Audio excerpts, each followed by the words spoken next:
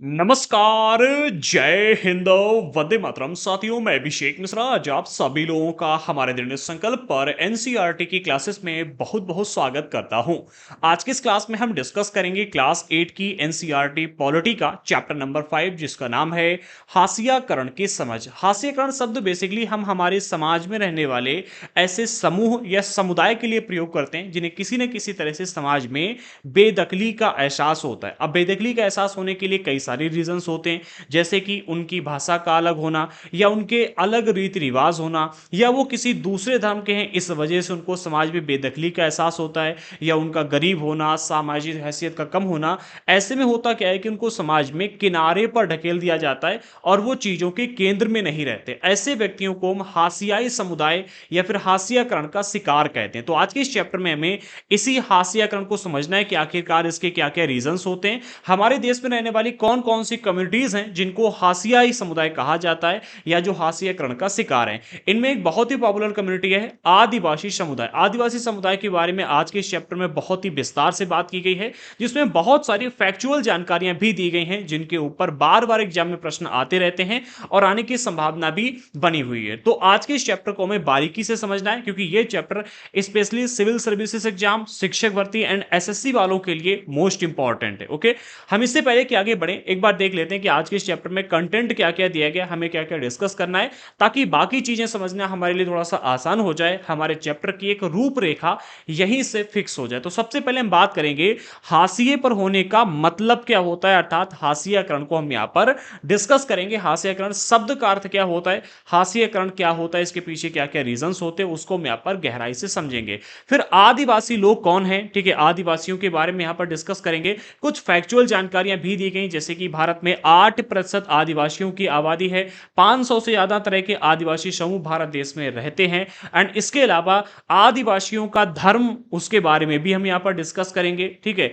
इसके अलावा आदिवासियों की जो भाषाएं हैं उनके बारे में भी डिस्कस करेंगे। फिर हमारे समाज में आदिवासियों की जो छवियां प्रचलित हैं उनके बारे में भी यहां पर जानकारी दी गई है, जो कि आज के इस चैप्टर में हमें डिस्कस करना है। फिर आदिवासी क्षेत्रों में जो विकास की गतिविधियां चल रही हैं उनके बारे में भी हम डिस्कस करेंगे। जैसे एग्जांपल के रूप में यहां पर हमने बहुत सारी चीजों को रखा हुआ है, एक एक करके डिस्कस करेंगे, लेकिन कुछ एग्जांपल यहां पर हम आपको स्टार्टिंग में ही बता दें। जैसे कि राजनीतिक दबाव के चलते अगर आप देखोगे तो आदिवासियों की जमीन को बहुत ही बड़े पैमाने पर छीना जा रहा है, ठीक है, जिसमें अगर आप देखोगे तो वन भूमियों को साफ किया जा रहा है, खनन की गतिविधियां चल रही हैं, औद्योगिक परियोजनाएं चलाई जा रही हैं जिसमें बार बार इनकी जमीन को छीना जा रहा है। भारत देश में जितने भी लोग विस्थापित होते हैं उनमें 50% आबादी आदिवासियों की होती है। भारत देश में जितनी भी कम्युनिटी विस्थापित होती है, एक स्थान छोड़कर दूसरे स्थान पर रहने के लिए जाती हैं, उसमें 50% आदिवासी आपको देखने को मिलेंगे। भारत में 101 राष्ट्रीय पार्क घोषित किए गए जो कि आदिवासियों के जमीन पर हैं। 40,564 वर्ग किलोमीटर जमीन आदिवासियों की थी। जो जंगल थे जहां पर आदिवासी रहा करते थे, इसको रिजर्व कर दिया गया। इसके अलावा 543 वन्य जीव अभ्यारण्य हैं, ठीक है, जो कि 1,19,776 वर्ग किलोमीटर में फैले हुए हैं, इनको भी रिजर्व कर दिया गया है। अगर आदिवासी यहां पर जाने की कोशिश करते हैं तो उनको घुसपैठिया कहा जाता है। ऐसे रिलेटेड और भी कई सारी जानकारियां हैं। जो मोस्ट इंपॉर्टेंट है वो ये है कि आदिवासियों को 10,000 तरह के पौधों का इस्तेमाल करना आता है, ठीक है, जिसमें 8,000 तरह के पौधों को दवाइयां बनाने के लिए, 3,500 पौधों को ये भोजन के रूप में इस्तेमाल करते थे। जब इनको जंगल से खदेड़ दिया जाता है, भगा दिया जाता है, तो 10,000 तरह के पौधों का जो इनको ज्ञान है, ये ज्ञान भी धीरे धीरे समाप्त होने लगता है, ठीक है। इसके अलावा हम ये भी डिस्कस करेंगे आदिवासियों के अलावा हमारे भारत देश में रहने वाले जो अन्य अल्पसंख्यक समुदाय के लोग हैं, आखिरकार वो हास्यकरण का किस तरह से शिकार होते जा रहे हैं, उसके पीछे के क्या क्या रीजंस हैं। इसके बाद में हमारे देश में रहने वाली एक बहुत ही पॉपुलर कम्युनिटी जो कि है मुसलमान। मुसलमान हास्यकरण का शिकार किस तरह से हैं, ये अगर हम देखें तो 2011 में इसके लिए एक स्पेशल रिसर्च करवाई गई थी, ठीक है, उसके ऊपर उसके डेटा के अनुसार। एंड इसके अलावा हमारे भारत में जो 2011 में जनगणना हुई थी उसके अनुसार कुछ डेटा दिया गया है, जिसमें मुसलमानों को ज्यादा मतलब हिंदू मुस्लिम सिख ईसाई इन 4 धर्मों में सबसे निचले स्तर का माना गया, इसलिए इनके बारे में यहाँ पर थोड़ी सी ज्यादा बात की जा रही है। याद रखना, हम इस चैप्टर में जो भी डेटा की बात करेंगे वो 2011 की जनगणना के अनुसार करेंगे, ठीक है, क्योंकि इसके बाद में भी जनगणना हो नहीं पाई है। अगर आपको ऐसा लग रहा है कि भाई जनगणना क्यों नहीं हुई है तो उसके बारे में भी फैक्ट जान लीजिएगा। इस चैप्टर का वीडियो बनाने से पहले हमने इसका रीजन चेक किया था कि आखिरकार जनगणना की रिपोर्ट अभी तक क्यों नहीं आई है। तो 2021 में जनगणना की रिपोर्ट आने वाली थी, बट कोरोना काल के चलते वो जनगणना हो नहीं पाई, 22 में भी नहीं हो पाई, 23 में करवाने का प्रयास किया गया बट उस टाइम पर भी नहीं हो पाए। 2024 में आचार संहिता लगी हुई है, इस वजह से अभी इसका मतलब जनगणना नहीं हो पाएगी। आचार संहिता हटने के बाद में ऐसा कहा जा रहा है कि दिसंबर तक जनगणना फिर से होगी और फिर उसके बाद में इसकी रिपोर्ट पब्लिश की जाएगी, ठीक है। तो अभी जो हमारे पास में 2011 का डेटा है उसके अनुसार जो बातें बताई गई हैं उसको यहां पर डिस्कस करेंगे। अच्छा, मुसलमानों के बारे में यहां पर स्पेशल फैक्ट इसलिए दिया गया क्योंकि प्रधानमंत्री की उच्च स्तरीय समिति की एक 2006 में रिपोर्ट आई थी, ठीक है। इसके अनुसार यहां पर कहा गया था कि मुसलमान समुदाय के जो लोग हैं वो हाशियाकरण का शिकार हैं और होते चले जा रहे हैं। इस वजह से यहां पर इनके बारे में भी बात कही गई जो कि हम डिस्कस करेंगे, फिर पूरे चैप्टर का निष्कर्ष देखेंगे और उसी के साथ में हमारा चैप्टर यहां पर कंप्लीट होगा। इसके बाद में हमारा चैप्टर नंबर 6 मिलता है जिसमें हम समझेंगे हाशियाकरण से निपटने के तरीकों के बारे में, ठीक है। हाशियाकरण हमारे समाज के लिए एक बहुत बड़ी समस्या बनी हुई है, इसके निपटने के तरीके क्या क्या हैं ये भी हम डिस्कस करेंगे अगले चैप्टर में, अगले वीडियो में, ठीक है। तो अभी हम अपने टॉपिक पर आते हैं। इससे पहले जिसने अभी तक की आई हुई क्लासेस ज्वाइन नहीं की हैं, डिस्क्रिप्शन बॉक्स में मैंने प्लेलिस्ट दे दी है, प्लेलिस्ट के माध्यम से आकर के आप अभी तक की आई हुई सभी क्लासेस को ज्वाइन कर सकते हैं। एंड इसके अलावा हमारी यही नोट्स के पीडीएफ जिनके माध्यम से हम क्लासेस करवाते हैं, अगर आपको ये नोट्स के पीडीएफ चाहिए हैं तो इसके लिए आपको पेमेंट करना पड़ेगा। नोट्स के पीडीएफ डाउनलोड करने के लिए हमने नीचे डिस्क्रिप्शन बॉक्स में लिंक प्रोवाइड कर दी है, लिंक पर क्लिक करके आप लोग जाकर के डायरेक्टली नोट्स को परचेस कर सकते हो। नोट्स को परचेस कैसे करना है उसका गाइड वीडियो आपको डिस्क्रिप्शन बॉक्स में मिल जाएगा, कैसे परचेस करना है, नोट्स आपको कैसे मिलेंगे। अदरवाइज हमने हमारा व्हाट्सएप नंबर भी दे रखा है, व्हाट्सएप पर भी मैसेज करके आप हमसे एनसीईआरटी के नोट्स प्राप्त कर सकते हो। एंड हाँ, अगर प्रिपरेशन से रिलेटेड कोई भी आप प्रश्न पूछना चाहते हो हमसे तो हमने डिस्क्रिप्शन बॉक्स में इंस्टाग्राम की लिंक दे दी है, आप इंस्टाग्राम पर मैसेज करके हमसे जानकारियां प्राप्त कर सकते हो। अब आ जाते हैं अपने मुख्य टॉपिक पर और आज के इस चैप्टर को डिस्कस करते हैं। सबसे पहले यहां पर बात की गई है सामाजिक रूप से हाशिए पर होने का क्या मतलब होता है। इसके लिए 4 बिंदुओं में यहां पर बात कही गई है, 1 2 3 और चौथा बिंदु लास्ट में। तो इसको पहले समझ लेते हैं फिर हम आगे बढ़ते हैं और आदिवासियों के बारे में जानकारियां प्राप्त करेंगे। पहले बिंदु में कहा जा रहा है हाशियाई का मतलब होता है जिसे किनारे या हाशिए पर ढकेल दिया गया हो। हाशिए शब्द का प्रयोग किया गया तो इसका अर्थ पहले हम समझ लेते हैं। हम सभी लोगों ने कॉपी का प्रयोग किया है, ठीक है। हम जब कॉपी का प्रयोग करते हैं तो आपने देखा होगा कॉपी इस तरह की होती है, कॉपी में एक लाइन ऐसी दी गई होती है और एक लाइन ऐसी होती है, ये जो भाग होता है ये हाशिया कहलाता है, ठीक है। अब आपने अक्सर देखा होगा कि इस भाग में तो हम पूरा कंटेंट लिखते हैं, ठीक है, यहां पर तो सारी जानकारियां लिखी जाती हैं, लेकिन इस भाग में हम कुछ अक्षर ही लिखते हैं, जैसे कि प्रश्न डाल दिया, उत्तर डाल दिया, क्वेश्चन का नंबर डाल दिया। ऐसे में अगर आप देखोगे तो इस लाइन को, इस भाग को और इस भाग को पूरे पेज से अलग करके रख दिया गया है, ठीक है। जैसे हम समाज से किसी व्यक्ति को अलग करके रखते हैं उसी तरह से पेज का ये भाग भी पेज से अलग रखा जाता है, इसलिए इसको हम कहते हैं हाशिए, ठीक है, इसको हम हाशिया कहते हैं। ऐसे में अगर आप देखो तो जो कंटेंट यहां पर मिलेगा वो कंटेंट आपको यहां पर नहीं मिलेगा, जो इस भाग को लाभ मिलेगा, जो चीजें यहां पर लिखी जा सकती हैं वो चीजें यहां पर नहीं लिखी जा पाएंगी, ठीक है। उसी तरह से हमारे समाज में भी क्या होता है कि कुछ ऐसे समुदाय, कुछ ऐसे व्यक्ति, कुछ ऐसे समूह के लोग होते हैं जिनको इसी तरह से समाज में भी किनारे या फिर हाशिए पर ढकेल दिया गया होता है, ठीक है। ऐसे में वह व्यक्ति चीजों के केंद्र में नहीं रहता है। अगर आप अपनी कक्षा के ज्यादातर बच्चों जैसे नहीं हैं तो इस बात की गुंजाइश बढ़ जाती है कि आपके संगी साथी आपको अपने बीच का नहीं मानेंगे। अच्छा, यहां पर जो बात कही जा रही है इसको आप सभी लोगों ने अक्सर महसूस किया होगा। अगर आपके कक्षा में मान लेते हैं कि 20 बच्चे हैं, 20 में से 15 बच्चे ऐसे हैं जो कि पढ़ने में बहुत होशियार हैं, अमीर घर से आते हैं, एंड इसके अलावा उनका रंग भी साफ है, बोलने में वो खड़ी लैंग्वेज में अच्छी भाषा में बोलते हैं। बाकी 5 बच्चे गांव से आते हैं, ठीक है, उनके माता पिता जो हैं वो उतने अमीर नहीं है, पढ़ने में भी ये कमजोर है। अगर इस चीज़ों को देखोगे तो 15 बच्चे जो रहेंगे वो अपनी अलग कम्युनिटी बना करके रहेंगे और जो 5 बच्चे होंगे इनकी अलग एक ग्रुप होगा, ठीक है।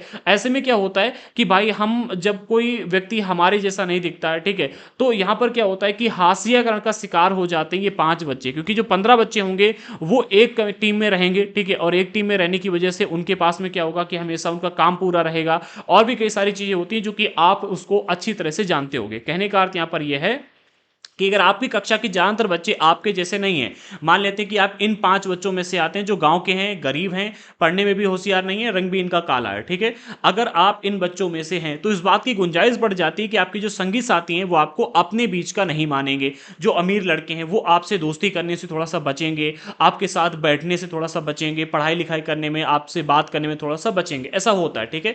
इस तरह आप अक्सर महसूस करते हैं कि आप औरों से अलग हैं। अगर ऐसा होता है तो जो 5 ये गरीब बच्चे होते हैं, ये महसूस करते हैं कि भाई वो तो अमीर परिवार के बच्चे हैं, वो ऐसे हैं, वैसे हैं और हम अलग हैं। ऐसे में मतलब ऐसा अंदर से फ़ील होने लगता है, ठीक है? आपकी कही बात, आपका एहसास, आपकी सोच, आपका व्यवहार सही नहीं है या औरों को पसंद नहीं है। ऐसी भावनाएँ हमारे अंदर जागृत होने लगती हैं जब कोई व्यक्ति हमसे थोड़ा-सा दूरी बना कर के चलता है, ठीक है? अगले पॉइंट में कहा जा रहा है कि कक्षा की तरह ही समाज में भी ऐसे समूह या समुदाय हो सकते हैं जिन्हें इस तरह की बेदखली का एहसास रहता है। उनके हास्यकरण की वजह यह हो सकती है कि वे अलग भाषा बोलते हैं, अलग रीति-रिवाज अपनाते हैं या बहुसंख्यक समुदाय के मुकाबले किसी दूसरे धर्म के हैं। अब यहाँ पर उसी चीज़ को थोड़ा-सा गहराई से समझिएगा। जैसे हम कक्षा में देखते हैं, कक्षा की तरह ही हमारे समाज में भी इस तरह की गतिविधियाँ हमें देखने को मिलती हैं।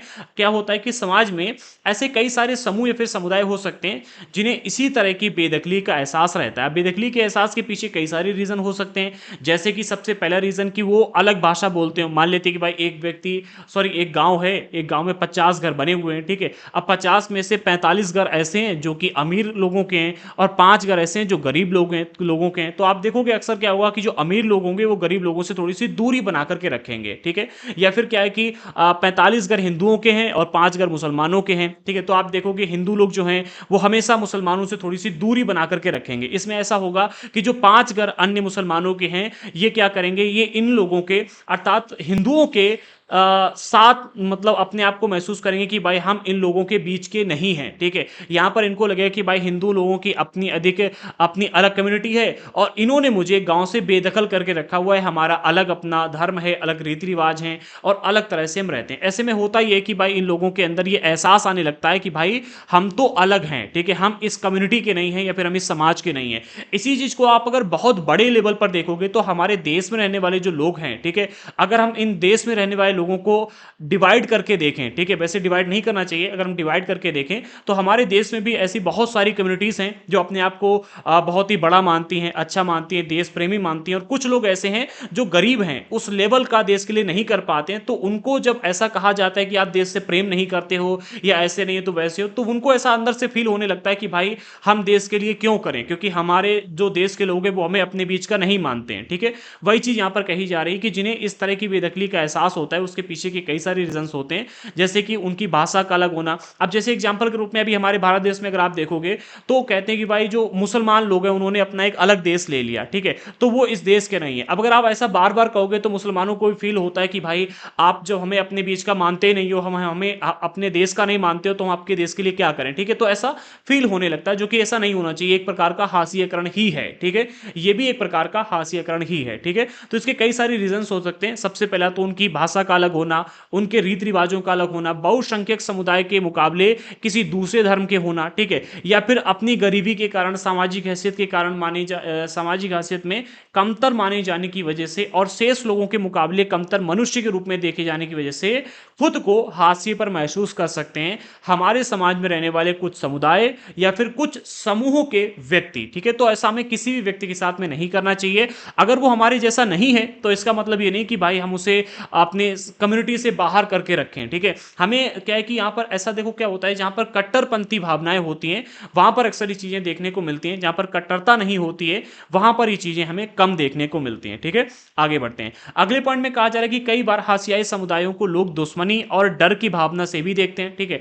जैसे कि भाई एग्जाम्पल के रूप में एक गांव में अगर क्या है कि 20 घर हैं जो हिंदुओं के हैं, लेकिन एक घर उनमें कहीं से आ गया जो मुसलमान का है, ठीक है? तो जो मुसलमान व्यक्ति होगा उसको लोग क्या कहेंगे कि ये हमारे बीच का नहीं है, ठीक है? ये हमारा दुश्मन है क्योंकि हमारी कम्युनिटी का नहीं है, हमारे रीति रिवाजों को नहीं अपनाता है, ठीक है? ये दूसरे धर्म का व्यक्ति है। ऐसे में उसके साथ में हमेशा डर भी बना रहेगा कि कहीं ये हमारे साथ कोई गलत ना कर दे। भाई हमारे अपनी कम्युनिटी के, हमारे परिवार के जो लोग होते हैं उन पर हम भरोसा कर लेते हैं, ठीक है? लेकिन जो हमारी कम्युनिटी के, हमारे धर्म के, हमारे जैसे लोग नहीं होते, हम उनके ऊपर भरोसा कम कर पाते हैं। ऐसे में डर की भावना और दुश्मनी के भी विचार हमारे माइंड में आने लगते हैं, ठीक है? तो फासले और अलग थलग किए जाने का ये एहसास समुदायों वालों को संसाधनों और मौकों का फायदा उठाने से रोक देता है। ठीक है, अब अगर इस मुसलमान समुदाय के व्यक्ति को आप अपने बीच का नहीं मानोगे तो बहुत सारे संसाधनों का ये प्रयोग नहीं कर पाएगा। इसका बहुत ही अच्छा एग्जाम्पल मेरे पास में आज से काफी समय पहले जब हमारे भारत देश में जाति व्यवस्था चरम सीमा पर थी, ठीक है, तो एक ही गांव में रहने के बाद सवर्ण जाति के लोग जिस कुएं का इस्तेमाल करते थे, जिस तालाब का इस्तेमाल करते थे, उस तालाब उस कुएं का इस्तेमाल उसी गांव में रहने वाले जो निम्न जाति के व्यक्ति थे, जिन्हें नीची जात के लोग कहा जाता था, वो प्रयोग नहीं कर पाते थे।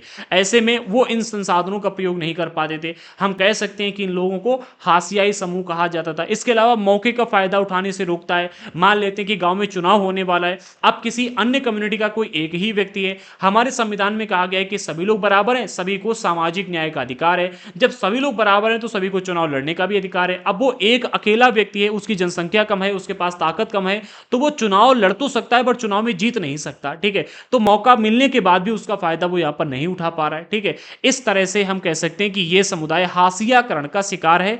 ऐसे में सरकार इनके लिए कुछ व्यवस्थाएं करती हैं जिनको हम अगले चैप्टर में डिस्कस करेंगे। ठीक है, फलस्वरूप हाशियाई समुदाय अपने अधिकारों के लिए आवाज उठाने में भी चूक जाता है। अब एग्जाम्पल के रूप में हमारे देश में रहने वाले जो आदिवासी समुदाय के लोग हैं, ये अपनी आवाज को अक्सर इसीलिए नहीं उठा पाते क्योंकि ये हाशियाई समुदाय के लिस्ट में आते हैं। अब देखो, हसदेव जंगल काटा जा रहा है, ठीक है, कितने बड़े पैमाने पर ऑनलाइन भी इसके लिए बहुत सारी पोस्ट डाली गई, ट्रेंडिंग पर पोस्ट चलाई गई, रोड पर आकर धरना प्रदर्शन किया गया, बहुत सारी गतिविधियां हुई, बट उसके बाद भी क्या ये जो हसदेव जंगल काटा जा रहा है वो कटना बंद हो गया या आदिवासियों की बात को सुना गया? इसके पीछे का रीजन क्या है? क्योंकि आदिवासी समुदाय के लोग हाशियाई समुदाय कहे जाते हैं। इनके पास में अगर आप देखो तो संसाधनों की कमी है, ये मौका मिलने के बाद भी उसका फायदा नहीं उठा पाते हैं। ठीक है, अच्छा, इसके लिए हमारे यहाँ पर प्रावधान भी किए गए कि भाई अगर आपके साथ में गलत हो रहा है तो आप कोर्ट वगैरह जा सकते हो, जिसके बारे में अगले चैप्टर में हम डिस्कस करेंगे। लेकिन कई बार ऐसा होता है कि भाई हाशियाई समुदाय के व्यक्ति अपने अधिकारों के लिए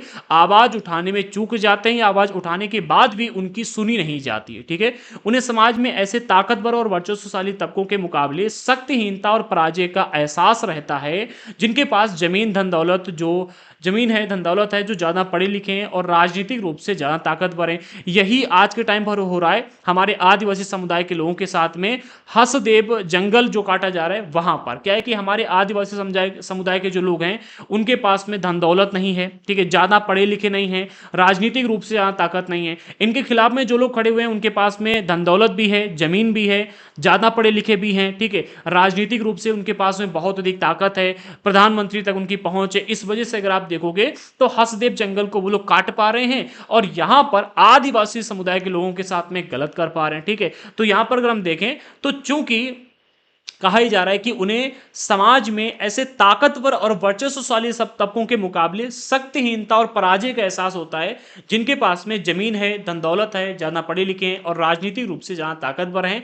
इसलिए हम कह सकते हैं कि ये हाशियाकरण का शिकार है। ठीक है, अगले पॉइंट में कहा जा रहा है कि इसका मतलब है कि हाशियाकरण किसी एक ही दायरे में महसूस नहीं होता है। ठीक है, ऐसा नहीं कि आप केवल अगर हिंदू धर्म के हैं या मुसलमान धर्म के, केवल धर्म के क्षेत्र में या केवल जातिवाद के क्षेत्र में, केवल शिक्षा के क्षेत्र में या फिर केवल राजनीति के क्षेत्र में हाशियाकरण महसूस हो सकता है, ऐसा नहीं है। हाशियाकरण किसी एक ही दायरे में महसूस नहीं होता है। आर्थिक रूप से भी अगर आप गरीब हैं तो आपको हाशियाई समुदाय की लिस्ट में जाने में ज्यादा टाइम नहीं लगेगा। ठीक है, अगर आप सामाजिक हैसियत आपकी कम है या राजनीतिक रूप से आप कमजोर हैं, ठीक है, इन सभी दायरे में समाज के सभी या फिर कह सकते हैं कि कुछ तबकों को हाशियाई महसूस करने के लिए विवश करते हैं ये सभी दायरे। ठीक है, चाहे आर्थिक हो, सामाजिक हो या फिर राजनीतिक हो, इन तीनों ही क्षेत्रों में, इन तीनों ही दायरे में समाज के कुछ तबके ऐसे हैं जो हाशियाई समूह बन करके सामने बैठे हुए हैं। ठीक है, तो हाशियाकरण महसूस कराने के लिए ये तीन प्रमुख कारण आप कह सकते हो। ठीक है, यहां पर हमने समझ लिया है कि हाशियाकरण शब्द क्या होता है, हाशियाकरण का अर्थ क्या होता है, हाशियाई समुदाय क्या होते हैं। ठीक है, अब हमें डिस्कशन करना है आदिवासी लोगों के बारे में, क्योंकि आज के टाइम पर आदिवासी लोगों के साथ में जितना गलत हो रहा है इतना किसी के साथ में नहीं होगा और बहुत ही डिटेल में इस टॉपिक को हम डिस्कस करेंगे। ठीक है, कॉपी और पेन लेकर के बैठ जाइएगा अगर आप नहीं बैठे, और एक एक टॉपिक को जैसे मैं एक्सप्लेन करता चलूं उसी तरह से समझते हुए चलिएगा। ओके, एक मिनट। हाँ, तो पहले पॉइंट में यहां पर कहा जा रहा है, एक मिनट अब पेन ले लेता हूं। हाँ, एक पहले पॉइंट में कहा जा रहा है आदिवासी शब्द का मतलब होता है मूल निवासी। इसका आप पहले समझ लीजिएगा। देखो हम सभी मानव हैं, ठीक है, और मानवों का जीवन कहां से शुरू हुआ है? जंगलों से। हम जंगल में पहले आदि मानव के रूप में रहते थे, ठीक है। कपड़े कपड़े वगैरह तो थे नहीं, खाल मास्क जो थे उसी को अपने आसपास लपेट लेते थे, जंगलों में रहते थे, पेड़ पर हु हा करके घूमते थे, जानवरों का शिकार किया करते थे, ठीक है। लेकिन धीरे धीरे मानव ने विकास किया, कुछ लोग जंगल से बाहर निकल के आए, उन्होंने बस्तियों को बसाया और मानव बन गए, ठीक है। सिर्फ मानव ही नहीं बने, ठीक है, आदि मानव से मानव ही नहीं बने, हम लोगों ने जीवन जीने की एक नई पद्धति को विकसित कर लिया, ठीक है। उसी तरह से जैसे हम मानव बने, हमारे साथ में जितने भी आदि मानव थे वो सभी मानव बने, लेकिन कुछ लोगों ने जंगल से बाहर आकर के रहना स्वीकार नहीं किया, वो जंगलों के अंदर ही बने रहे, ठीक है। तो जो जंगल के अंदर ही बने रहे, ठीक है, जिन्होंने जंगल के साथ ही अपने जीवन को जीना स्वीकार किया, उन्हीं को कहते हैं आदिवासी। आदि मानव के काल से जो जंगल में रहते हुए आ रहे हैं, जो मूल निवासी हैं जंगल के, ठीक है, जो जंगल को ही अपना घर परिवार भूमि मानते हैं, उनको कहते हैं आदिवासी, या फिर कह सकते हैं मूल निवासी। ये इस जगह के मूल निवासी हैं, ठीक है। ये ऐसे समुदाय हैं जो जंगलों के साथ जीते आए हैं और आज भी उसी तरह से जी रहे हैं। भारत में 8% आबादी आदिवासियों के, पॉइंट नोट कर लीजिएगा, प्रश्न आता है इस टॉपिक पर, ठीक है। देश के बहुत सारे महत्वपूर्ण खनन एवं औद्योगिक क्षेत्र आदिवासी इलाकों में, जैसे कि आपका जमशेदपुर हो गया, राउरकेला हो गया, बोकारो है, भिलाई है, ये 4 यहां पर एग्जाम्पल दिए गए। इसके अलावा हमारे भारत देश में ऐसे आपको बहुत से खनन और औद्योगिक क्षेत्र देखने को मिल जाएंगे जो आदिवासियों के इलाकों में स्थित हैं और वहां पर बड़े पैमाने पर खनन एवं औद्योगिक गतिविधियां चल रही हैं। अगले पॉइंट में कहा जा रहा है आदिवासियों की सारी आबादी एक जैसी नहीं है। ये देखो, हम यहां पर आदिवासियों का एक एग्जाम्पल दिया, या फिर कैसे कहें कि हमने डेफिनेशन दी, तो इसका मतलब यह मत समझना कि सभी आदिवासी एक ही तरह के होते हैं। भारत में आदिवासियों की 500 से ज्यादा समूह निवास करते हैं। कितने? भारत में 500 से ज्यादा तरह के आदिवासी समूह हैं। सभी की अपनी अलग अलग रीति रिवाज हैं, ठीक है, अलग अलग प्रथाएं हैं, अलग अलग देवताओं की पूजा करते हैं। लेकिन इसका मतलब ये नहीं कि आदिवासी जो हैं ये भाई आदिवासियों की जो हमने भी डेफिनेशन दी आपको उससे अलग है। डेफिनेशन इनकी यही रहेगी, लेकिन जैसे हम देखते हैं हमारे समाज में हम सभी मानव हैं, ठीक है, लेकिन मानव होने के बाद में अलग अलग धर्म के हैं, ठीक है, अलग अलग जाति बना ली। इसी तरह से जंगल में रहने वाले जो आदिवासी समूह के लोग हैं, इसमें भी 500 तरह के आदिवासी आपको देखने को मिलेंगे, ठीक है। 500 से ज्यादा आदिवासियों के समूह है जो अलग अलग नामों से जाने जाते हैं। इनमें कुछ डिफरेंस आपको देखने को मिलेगा, लेकिन अगर आप एट द एंड देखोगे तो सभी एक तरह के ही हैं, ठीक है। सभी में कुछ डिफरेंस आपको जरूर देखने को मिलता है, ठीक है। छत्तीसगढ़, झारखंड, मध्य प्रदेश, उड़ीसा, गुजरात, महाराष्ट्र, राजस्थान, आंध्र प्रदेश, पश्चिम बंगाल, उत्तर पूर्व अरुणाचल प्रदेश, असम, मणिपुर, मेघालय, मिजोरम, नागालैंड एवं त्रिपुरा, ये कुछ ऐसे राज्य हैं जहां पर आदिवासियों की संख्या काफी ज्यादा है। अगर आपसे प्रश्न पूछा जाता है कि आदिवासी किन राज्यों में ज्यादा रहते हैं, ठीक है, तो वो यही राज्य हैं। इनको नोट कर लीजिएगा, एक बार मैंने नाम ले दिया है, अब मैं बार बार नहीं लूंगा, तो टाइम ज्यादा होगा, ठीक है। तो इसके अलावा अगर आप देखोगे तो अकेले उड़ीसा में 60 से ज्यादा अलग अलग जनजातीय समूह रहते हैं। अच्छा, यहां पर मैं जनजातीय शब्द का प्रयोग किया, ठीक है, तो जनजातीय धर्म इनका होता है, ठीक है, जिसको हम अभी आगे डिस्कस करेंगे। इनके लिए हम चाहे आदिवासी प्रयोग करें या फिर जनजातीय शब्द का प्रयोग करें, ठीक है, जनजातीय धर्म होते हैं इनके अपने हैं, जिनको भी हम आगे डिस्कस करेंगे, ठीक है। तो याद रखना, वो अकेले उड़ीसा में 60 से ज्यादा अलग अलग तरह के जनजातीय समूह निवास करते हैं। आदिवासी समाज औरों से बिल्कुल अलग दिखाई देते हैं क्योंकि उनके भीतर ऊंच नीच का फर्क बहुत कम है। अच्छा हाँ, इस चीज का भी अब आप इतिहास समझ लीजिएगा। वैसे हमने क्लास 7 की एंड 8 की एनसीईआरटी हिस्ट्री में इस चीज को डिस्कस किया है, बट मैं फिर से यहाँ पर एक बार बता देता हूं। यहां पर चूंकि बात की जा रही है कि आदिवासियों के बीच में ऊंच नीच का फर्क बहुत कम है, उसके पीछे के रीजन समझ लीजिएगा। हमारे देश में जब वर्ण व्यवस्था आई थी, उसके बाद में जब जाति व्यवस्था आई, तो हमारे देश में आप देखोगे किसी भी धर्म का व्यक्ति हो, ठीक है, वो हमेशा अपने धर्म का प्रचार प्रसार करता रहता है, ठीक है।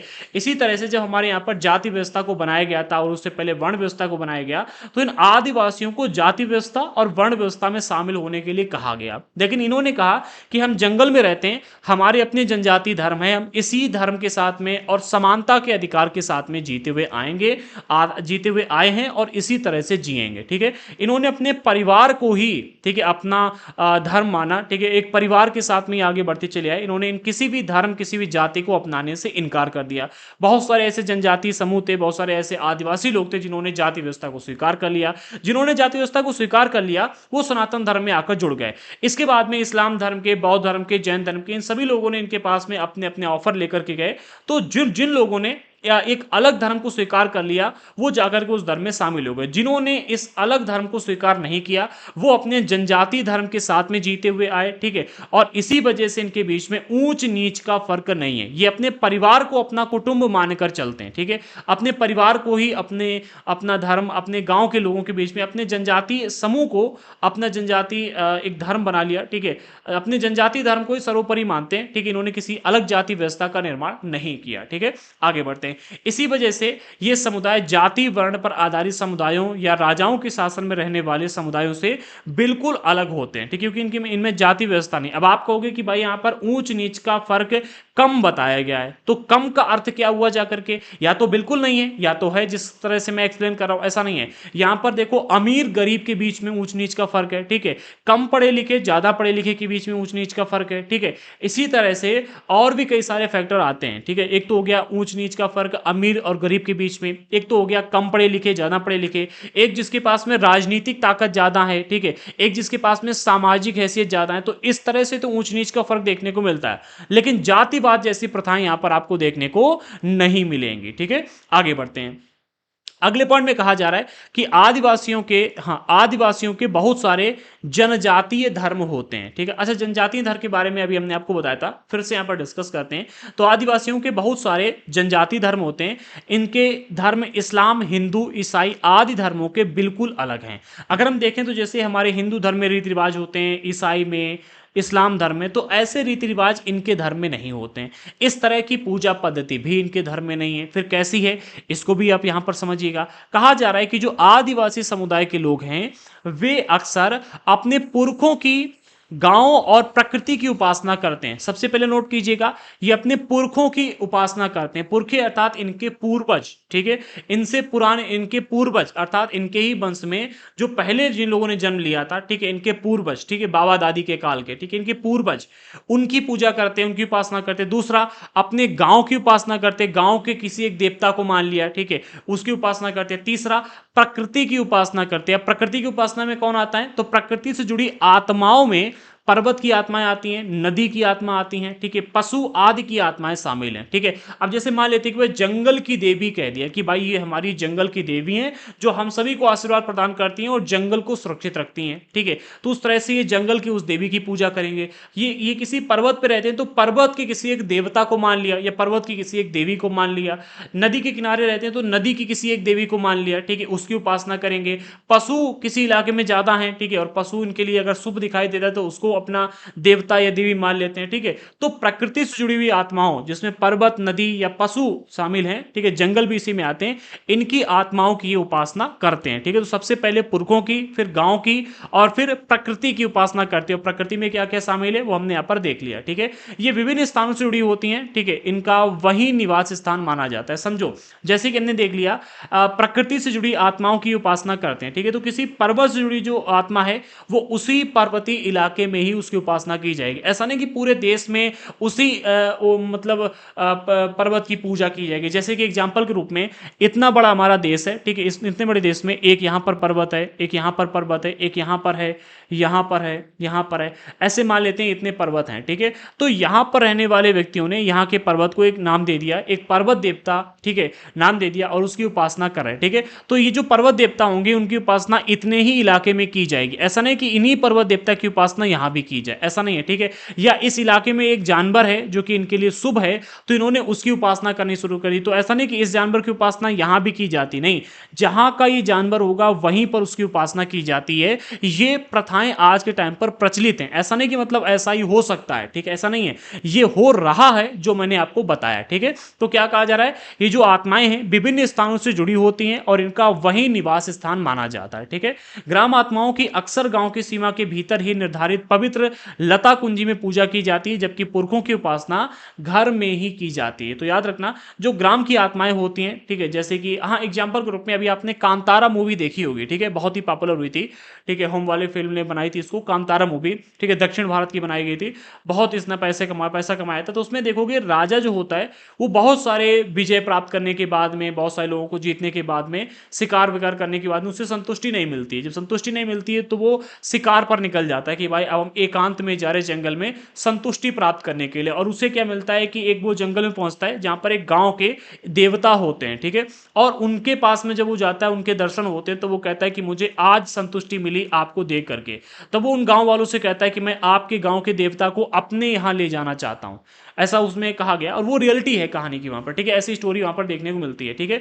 तब वो देवता कहते हैं कि भाई आप हमें अपने साथ तभी ले जा सकते हैं जब हमारे बदले इन गांव वालों को कुछ आप दोगे, ठीक है। तो वो क्या करता है, फिर उन गांव वालों को उन देवता के बदले वो राजा देता है उसने इलाके को, जमीन को, और फिर उन देवता को वहां से लेकर के जाता है। तो ये जो ग्राम आत्माएं होती हैं, ठीक है, इनका एक स्थायी निवास स्थान होता है, ठीक है, ये वहीं पर रहती हैं, इस बात को याद रखना, ठीक है। और इनकी पूजा जो होती है उसी इलाके में की जाती है, जबकि पुरखे जो होते हैं, पुरखों की उपासना घर में की जाती है, व्यक्ति अपने घर में करता है। अगले पॉइंट में कहा जा रहा है आदिवासी अपने आसपास के बौद्ध और ईसाई आदि धर्मों व शाक्त वैष्णव भक्ति आदि पंथों से भी प्रभावित होते रहे। इस चीज को थोड़ा सा बारीकी से समझो। देखो हमारे देश में समय समय पर अलग अलग धर्म, पंथ, समुदाय के व्यक्ति आते रहे, और उन सभी लोगों ने अपने अपने धर्म का प्रचार भी किया हुआ है, ठीक है। इसी तरह से जब बौद्ध धर्म आया तो बौद्ध धर्म ने अपने धर्म का प्रचार किया। इसमें क्या है कि बहुत सारे लोगों ने, जो आदिवासी समुदाय के लोग थे, उन्होंने बौद्ध धर्म से वो प्रभावित हुए, उन्होंने बौद्ध धर्म को अपना लिया, या बौद्ध धर्म से कुछ सीख ली कि भाई इसे हम अपने धर्म में शामिल कर लेते हैं। इसी तरह से वैष्णव भक्ति परंपरा, शाक्त, ठीक है, अलग अलग धर्म के लोग इनसे प्रभावित होते रहे, ठीक है। अब यहां पर बात कही जा रही है ईसाई धर्म की, तो ईसाई धर्म से भी आदिवासी समुदाय के लोग समय समय पर प्रभावित होते रहे हैं। और यहां पर देखो, जो हमारे देश में अंग्रेजों का शासन था, 1830 के आसपास की बात कही जा रही है, उस टाइम पर ईसाइयों को खुली छूट दे दी गई थी, ईसाई मिशनरियों को, कि आप हमारे देश में अर्थात भारत देश में अपने धर्म का प्रचार कर सकते हो। ये छूट दी थी उन्होंने ईसाइयों को, अंग्रेजों ने, ठीक है, अंग्रेजी शासन ने छूट दे दी थी कि भाई आप भारत में ईसाई धर्म का खुलकर प्रचार कीजिएगा, यहाँ के लोगों को कन्वर्ट कीजिएगा। और ईसाइयों ने कन्वर्ट करने का भरसक प्रयास किया था। कन्वर्ट करने के लिए इन्होंने कुछ रणनीतियों का उपयोग किया था। सबसे पहले विद्यालय खोले थे, और विद्यालयों में इन जो आदिवासी समुदाय के लोग थे इनको लाते थे, यहाँ पर पढ़ाते लिखाते थे। आदिवासी समुदाय के लोग जिन आत्माओं की पूजा करते थे, ठीक है, उनसे कहा गया कि भाई ये आत्माओं की पूजा मत करो, ये सही नहीं है। अगर देखो तो तांत्रिक परंपराओं का इस्तेमाल करते थे ये आदिवासी समुदाय के लोग, तो इनसे कहा कि भाई तंत्रिक विद्याओं का इस्तेमाल मत करो, ठीक है, शक्ति तांत्रिक परंपराओं की पूजा किया करते थे, तो इनसे कहा कि भाई ये काम मत करो। इस तरह से मतलब इन चीजों से दूर लाने का स्कूल में प्रयास किया गया। इसके अलावा आदिवासी समुदाय के लोग जो थे ये नशा वगैरह किया करते थे, ठीक है, बहुत सारे गलत काम करते थे, तो इनको गलत काम से सही काम करवाने का भी प्रयास किया गया। मतलब सुधारों की प्रक्रिया यहां पर चलाई गई थी, ठीक है, जिसमें बहुत सारे आदिवासी समुदाय के लोगों को ईसाई भी बनाया गया, ठीक है, ईसाई धर्म में कन्वर्ट किया गया। तो ऐसे में अगर हम देखें तो हमारे देश में जो ये अलग अलग धर्म के लोग आए, इनसे आदिवासी समुदाय के लोग समय समय पर प्रभावित भी होते रहे हैं। लेकिन सच भी यह भी सच है कि आदिवासियों के धर्मों का आसपास के साम्राज्यों में प्रचलित प्रभुत्वशाली धर्मों पर भी असर पड़ता रहा है। कहने का अर्थ यहां पर यह है कि केवल आदिवासी समुदाय के लोग ही विभिन्न धर्मों से प्रभावित नहीं हुए हैं, बल्कि हमारे देश में जो विभिन्न धर्म हैं वो भी कई बार आदिवासी समुदाय के लोग जो थे, इनके जो धर्म थे, ठीक है, उनसे प्रभावित हुए। उसके यहां पर एग्जाम्पल भी दिए गए हैं, जैसे कि उड़ीसा का जगन्नाथ पंथ आज के टाइम पर बहुत पॉपुलर है। जब भी रथ यात्रा निकलती है 10 लाख से अधिक लोग इस रथ यात्रा में भाग लेने के लिए जाते हैं, ठीक है। तो उड़ीसा का जगन्नाथ पंथ हो गया, बंगाल व असम की शक्ति एवं तांत्रिक परंपराएं हो गई, ठीक है। ये इसके कुछ उदाहरण हैं जिनसे, जो कि किसकी परंपराएं थी, ये आदिवासियों की परंपराएं हैं, ठीक है, और इनसे हमारे समाज के बहुत सारे लोग प्रभावित होते रहे हैं, ठीक है। 19वीं सदी में बहुत सारे आदिवासियों ने ईसाई धर्म को अपनाया। 19वीं सदी अर्थात सन 1800 से लेकर के यहां पर 1900 की बात की जा रही है, ठीक है। इस टाइम पर ईसाई मिशनरियों को खुलकर प्रचार करने की छूट दी गई थी, और इन आदिवासियों को ऑफर दिए जाते थे कि वो जंगल से बाहर निकल के आए, स्थायी निवास बनाएं और ईसाई धर्म को अपना करके अपना जीवन जिए, ठीक है। ठीक है। तो यहाँ पर बहुत सारे लोगों ने इस ईसाई धर्म को अपनाया था, जो आधुनिक आदिवासी इतिहास में एक महत्वपूर्ण धर्म बन गया था। मतलब यानी कि उस टाइम पर एक बहुत ही महत्वपूर्ण धर्म बन गया था। बहुत सारे लोग बड़े पैमाने पर ईसाई धर्म को अपना रहे थे। उसके पीछे तमाम रीजन थे। एक तो शिक्षा दी जा रही थी, जॉब दी जा रही थी, कई सारे काम किए जा रहे थे, ठीक है। अगले पॉइंट में कहा जा रहा है, एक मिनट इरेज कर लेते हैं।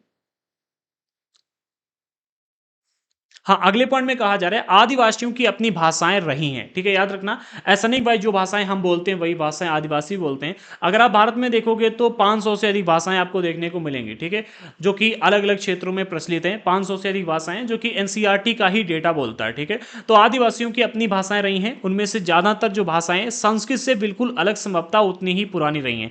आप समझो आदिवासी समुदाय के लोग जो हैं ये कितने पुराने हैं, ये मूल निवासी कहे जाते हैं, ये आदिकाल से रहते हुए आ रहे हैं। तो इनकी भाषाएं भी उतनी ही पुरानी हैं, ठीक है, जितनी पुरानी संस्कृत भाषा है। संस्कृत भाषा आज से लगभग 3,500-4,000 साल पुरानी कही जाती है, ठीक है। तो इनकी जो भाषाएं आदिवासियों की, ये भी 3,500 साल या फिर उससे भी अधिक पुरानी मानी जाती है, ठीक है। तो इनकी भाषाओं का समय समय पर विकास भी होता रहा है और इनकी भाषाओं से बहुत सारी भाषाएं प्रभावित भी होती रही हैं। इन भाषाओं में बांग्ला जैसी मुख्य धारा की भारतीय भाषाओं को गहरे तौर पर प्रभावित भी किया। अर्थात जो आदिवासियों की भाषाएं हैं, इन्होंने हमारे भारत देश की बांग्ला जैसी जो मुख्य धारा की भाषाएं जिनका विकास हुआ था, ठीक है, इनको गहरे तौर पर कभी कभी प्रभावित भी किया है। अर्थात बांग्ला में आदिवासी समुदाय की भाषाओं के कई सारे शब्द आपको देखने को मिलेंगे। इनमें संथाली बोलने वालों की संख्या सबसे ज्यादा है। अपनी अपनी अपनी पत्र पत्रिकाएं निकल एक मिनट उनकी अपनी पत्र पत्रिकाएं निकलती हैं इंटरनेट पर, उनके पर भी उनकी पत्रिकाएं मौजूद। कहने का अर्थ यह कि भाई जो आदिवासी समुदाय की भाषाएं, इनकी पत्र पत्रिकाएं भी निकलती हैं।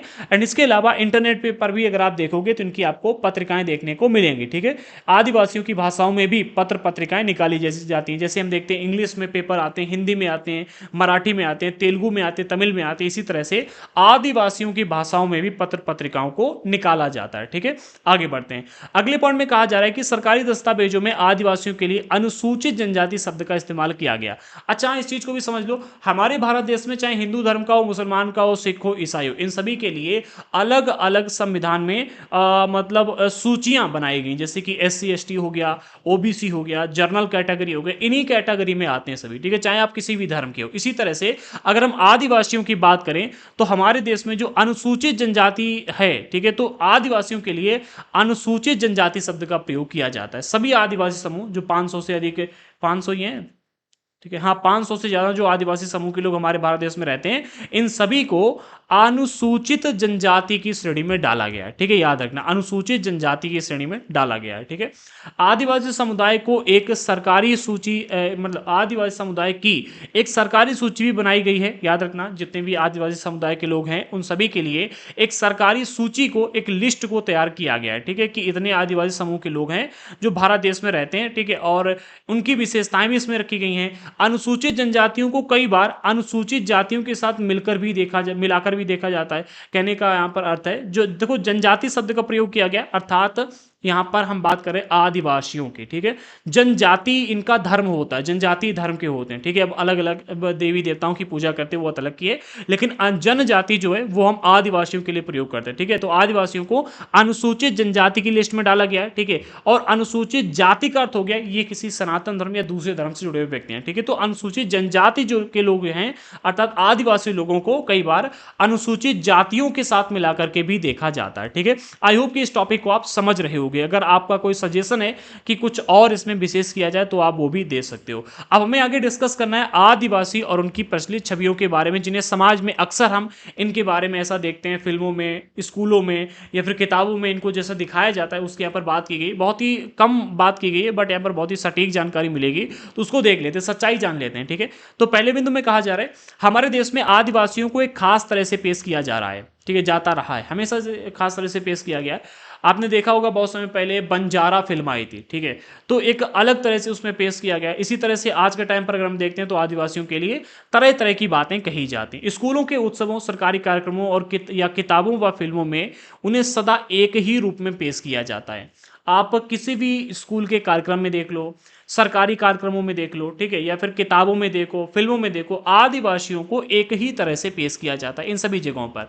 कैसे? वे रंग बिरंगे कपड़े पहने, ठीक है, सिर पर मुकुट लगाए, हमेशा नाचते गाते दिखाई देते हैं, ठीक है। क्या इसमें सच्चाई है? इसको आगे जानिएगा। इसके अलावा हम उनकी जिंदगी की सच्चाइयों के बारे में बहुत कम जानते हैं। हम अगर सामाजिक रूप से देखें तो उनको कैसे समाज में दिखाया गया वो तो यहाँ पर बताया गया, ठीक है, कि रंग बिरंगे कपड़े पहने, सिर पर मुकुट लगाए, हमेशा नाचते गाते दिखाई देते हैं, ठीक है। इसके अलावा अगर हम इनके बारे में, इनकी जिंदगी की और अधिक सच्चाइयों के बारे में जानना चाहें तो बहुत ही कम समाज में बताई गई हैं। इसलिए बहुत सारे लोगों को बहुत सारे लोग इस गलतफहमी का शिकार हो जाते हैं कि उनका जीवन जो है बहुत ही आकर्षक और पुराने किस्म का या पिछड़ा हुआ है। अब इस चीज को समझो। कहने का अर्थ यहां पर क्या है उसको थोड़ा सा डीपली समझो, एक्सप्लोर करके इसको देखो। कहने का अर्थ यहां पर यह कि भाई हम आदिवासियों को जितना जानते हैं उसका मतलब वो यही जानते हैं कि ये रंग बिरंगे कपड़े पहनकर, सिर पर मुकुट लगाकर हमेशा नाचते गाते रहते हैं और इनका जो जीवन है वो बहुत ही इंटरेस्टिंग रहता है, ठीक है, बहुत ही अच्छी तरह से ये अपनी जिंदगी को जीते हैं। लेकिन इनकी जिंदगी में कितनी अधिक परेशानियां हैं उनसे हम परिचित नहीं हैं। जिंदगी की सच्चाइयों के बारे में हम बहुत कम जानते हैं। अगर हम इनकी जिंदगी की सच्चाइयों के बारे में बताएं तो कुछ सच्चाइयों को आप यहां पर समझिएगा, ठीक है। सबसे पहला, मणिपुर में जो हिंसा हो रही है आदिवासियों के बीच में ही हो रही है। बताओ, ये आप कभी भी इस हिंसा को झेलना चाहोगे? क्या केंद्र सरकार के पास में इतनी पावर नहीं कि इस हिंसा को खत्म कर पाए? ठीक है, बताओ मुझे, क्या केंद्र सरकार के पास में इतनी क्षमता नहीं है? लेकिन फिर भी केंद्र सरकार इस हिंसा को खत्म नहीं कर पा रही है, ठीक है। इसके अलावा हसदेव जंगल पूरा कटता चला जा रहा है, ठीक है, आदिवासियों से उनकी जमीन छीनी जा रही है। बताओ, क्या ऐसी जिंदगी आप जीना चाहोगे? क्या इसमें भी आपको बहुत ज्यादा आकर्षक, बहुत ज्यादा इंटरेस्टिंग जीवन लग रहा है? बिल्कुल भी नहीं। मुझे तो यहां पर ऐसा बिल्कुल भी नहीं लग रहा है कि भाई आदिवासियों का जीवन जो इस तरह से हमारे देश में जी रहे हैं बहुत ही इंटरेस्टिंग है। पुराने किस्म का जरूर है, ठीक है। अगर आप देखो, जंगल में इनको प्योर ऑक्सीजन मिलती है, जंगल में रहना है, पढ़ाई लिखाई तो बहुत ही कम करते हैं, ठीक है, दंत कथाओं के माध्यम से सीखते हैं। आज के टाइम पर जंगलों से बाहर आकर के आदिवासी समुदाय के बहुत सारे लोग रहते हैं, ठीक है, जिन्होंने हमारे गवर्नमेंट एग्जाम्स को क्वालिफाई करके बड़े बड़े ऊंचे ऊंचे पदों पर जॉब भी पाई है, चाहे वो आईएएस हो, आईपीएस हो, या राजनीति में हो, हर जगह पर देखने को मिलते हैं, ठीक है। लेकिन इसका मतलब ये नहीं कि भाई पूरा का पूरा आदिवासी समुदाय जो है आज के टाइम पर पुरानी किस्मों को छोड़ करके नई आधुनिक जीवन को अपना चुका है और बहुत ज्यादा इंटरेस्टिंग उनका जीवन हो चुका है। ऐसा बिल्कुल भी नहीं है, ठीक है। पिछड़ा हुआ इनका जीवन है वो तो बात मतलब हम मानते ही हैं, ठीक है, ज्यादा पिछड़ा हुआ नहीं है, लेकिन आज भी आदिवासियों को पिछड़ा हुआ ही माना जाता है। अगले पॉइंट में कहा जा रहा है कि आदिवासियों पर यह आरोप लगाया जाता है कि वे आगे नहीं बढ़ना चाहते। मुझे ये बताओ कि कौन व्यक्ति ऐसा होगा जो आगे नहीं बढ़ना चाहेगा? इसके मैं कुछ आपको यहां पर फैक्ट बताता हूं जिसके माध्यम से आप समझ पाएंगे कि आखिरकार क्यों ऐसा कहा जाता है कि आदिवासी आगे नहीं बढ़ना चाहते। आपने कभी भी देखा होगा, आज से अगर आप 10 साल या फिर सॉरी आज की ही बात कर लेते हैं, आपके जो बाबा दादी होंगे अगर वो गांव में रहते हैं, ठीक है, पुराने समय से गांव में ही रहते आए हैं, और आप उनको एक दिन के लिए भी शहर में लेकर के आओगे और कहोगे कि भाई आप आकर के यहाँ पर 2 दिन 3 दिन रुक लो, तो 2-3 दिन के अंदर उनको घुटन सी महसूस होने लगेगी, क्योंकि वो खुली हवा में सांस लेना चाहते हैं जैसे कि उनको गांव में मिलता है, ठीक है। इसके अलावा गांव में रहने वाले व्यक्ति के कल्चर, रहन सहन, बातचीत करने का तौर तरीका, हर चीज अलग होती है। इसी तरह से आदिवासियों के बातचीत करने के तौर तरीके, रहन सहन, उनकी भाषा शैली, उनके जो मतलब विचारधारा है वो सभी अलग होती है। अब आप कहो कि कोई व्यक्ति अपनी विचारधारा, अपने रहन सहन, अपने तौर तरीकों को, अपनी सामाजिक स्थिति को बदल करके आपके जैसी स्थिति को अपना ले, तो एक दिन में ऐसा संभव नहीं है, या फिर मैं कह सकता हूं कि भाई बहुत ही जल्दी कर पाना भी ऐसा संभव नहीं है, ठीक है। तो आदिवासियों पर जो आरोप ये लगाया जाता है कि वो आगे नहीं बढ़ना चाहते, उसके पीछे का रीजन यही है कि आदिवासी अपनी परंपराओं को त्यागना नहीं चाहते। ऐसा नहीं कि वो आगे नहीं बढ़ना चाहते, वो अपनी परंपराओं को त्यागना नहीं चाहते। बहुत सारे लोग पहले ही मान लेते हैं कि वे बदलाव या नए विचारों से दूर रहना चाहते हैं। ऐसा बिल्कुल भी नहीं है। आज भी आदिवासी इंटरनेट का प्रयोग करते हैं, आदिवासी अच्छे कपड़े भी पहनते हैं, दवाइयों का भी प्रयोग करते हैं। जो आप आधुनिक चीजों का इस्तेमाल करते हैं उन आधुनिक चीजों का भी इस्तेमाल करते हैं, लेकिन आपकी जो विचारधारा है, जैसे कि आज के टाइम पर अगर हम बात करें तो आप देखोगे कि कुछ छपरी लोग ऐसे होते हैं जो गांव से निकल के आने के बाद में शहर में आएंगे, 2-4 अंग्रेजी के शब्दों को सीख लेंगे, स्टैंडर्ड लेवल के 200-200 रुपए के कपड़े पहन लेंगे, फटे पुराने, ठीक है, फटी हुई जींसें पहन लेंगे और अपने आप को मॉडर्न कह करके बुलाएंगे। गांव की लड़कियां निकल के आती है, छोटे छोटे कपड़े पहन के दिखाती है और कहती है कि भाई हम मॉडर्न है। क्या ये मॉडर्न है? आप बताओ, ठीक है? तो ऐसा बदलाव आदिवासियों को नहीं चाहिए, ठीक है? जैसा आप बन करके दिखाते हो, आप जीवन की सच्चाइयों से भाग रहे हो, ठीक है? तो कहने का अर्थ यहाँ पर है कि बहुत सारे लोगों का जो ये मानना है कि आदिवासी बदलाव या नए विचारों से दूर रहना चाहते हैं, उसका अर्थ ये है कि आदिवासी अपनी संस्कृति से अलग हटना नहीं चाहते। आप अपनी संस्कृति को भूल करके वेस्टर्न कल्चर को अपना सकते हो, छोटे छोटे कपड़े पहन करके, फटी हुई जींसें पहन करके, चश्मा लगा करके और छपरी बन के घूम सकते हो, बट आदिवासियों को ये स्वीकार नहीं है। किसी भी अच्छे समुदाय के पढ़े लिखे व्यक्ति को ये स्वीकार नहीं होगा, ठीक है? आगे बढ़ते हैं। कुछ खास समुदायों को बनी बनाई छवियों में देखते चले जाने की वजह से इस तरह के समुदायों के साथ अक्सर भेदभाव होता है। क्या कहा जा रहा है? कुछ खास समुदायों को बनी बनाई छवियों, जैसे कि वो पहले थे, हमने उनके लिए एक अपनी छवि बना ली थी कि भाई ये इस तरह के लोग हैं, ठीक है? और हम उसी तरह से उनके बारे में सोचने में लगे हुए हैं कि भाई वो तो ऐसे लोग हैं। उनके बारे में दोबारा ना सोचा, ना जाना, ना पहचाना, और हम उनके लिए अपनी वैसे ही माइंड में उनके लिए एक मैप बना करके बैठे हैं कि वो तो गलत है, अर्थात गलत ही है, ठीक है? तो ऐसा सोचना गलत है। अगर हम ऐसा ही सोचते रहेंगे तो आदिवासियों के साथ में या फिर ऐसे जितने भी समुदाय हैं उन सभी के साथ में अक्सर भेदभाव होता रहेगा, ठीक है? आगे बढ़ते हैं।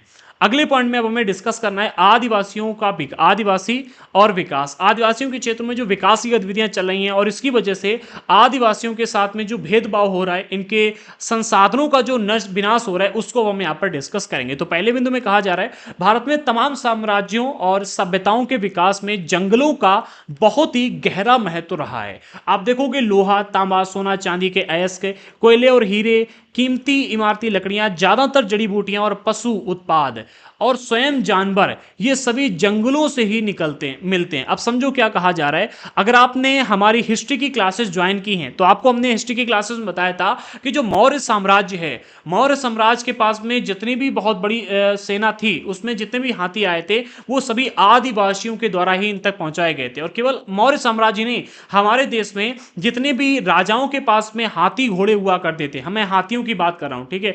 वो सभी हाथी इन आदिवासियों के द्वारा जंगल से पकड़कर इन तक लाए गए होते थे।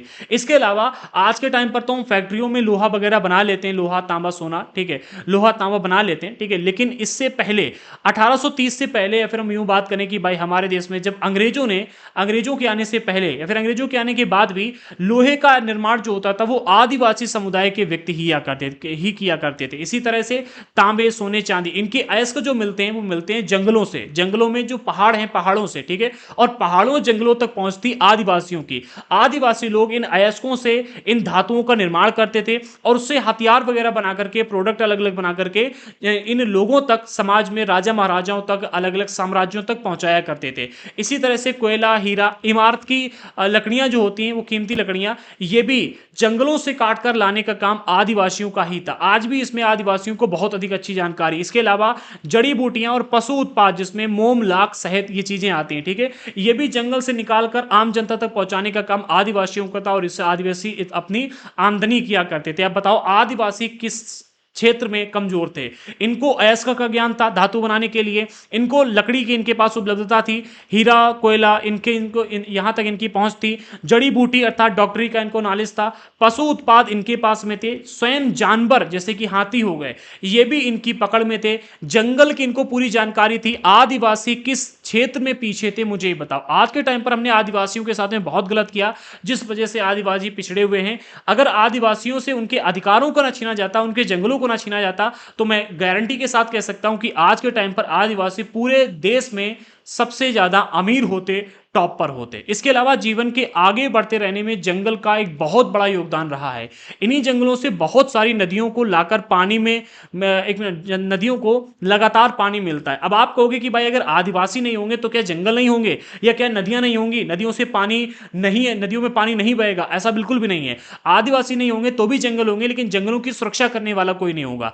आदिवासी नहीं होंगे तो नदियां होंगी, लेकिन नदियों को सुरक्षित रखने वाला कोई नहीं होगा। ये जंगल हमारी हवा, पानी की उपलब्धता, गुणवत्ता को भी गहरे तौर पर प्रभावित करते हैं और आदिवासी लोग जो हैं इन्हीं जंगलों की सुरक्षा करते हैं, ठीक है? आप देखो हसदेव जंगल को काटने से बचाने के लिए वहां के आदिवासी लोग भरसक प्रयास कर रहे हैं, लेकिन हम उनकी पूर्ण रूप से सहायता करने के बाद भी उनकी सहायता नहीं कर पाए। सोशल मीडिया पर बहुत बड़ा ट्रेंड चला कि क्यों नहीं चला बताओ, लगभग हर एक सोशल मीडिया इन्फ्लुएंसर ने इसके लिए पोस्ट डाली, लेकिन क्या हंसदेव जंगल को काटने से हम रोक पाए? हमारा तो ये कर्तव्य बनता है कि हंसदेव जंगल को काटने से रोक पाए, और सिर्फ हंसदेव ही नहीं, इतने ऐसे जितने भी जंगल हैं उन सभी जंगलों को कटने से रोका जाए। ठीक है, आगे बढ़ते हैं। 19वीं सदी के आखिरी तक हमारे देश का एक बहुत बड़ा हिस्सा जंगलों से ढका हुआ था।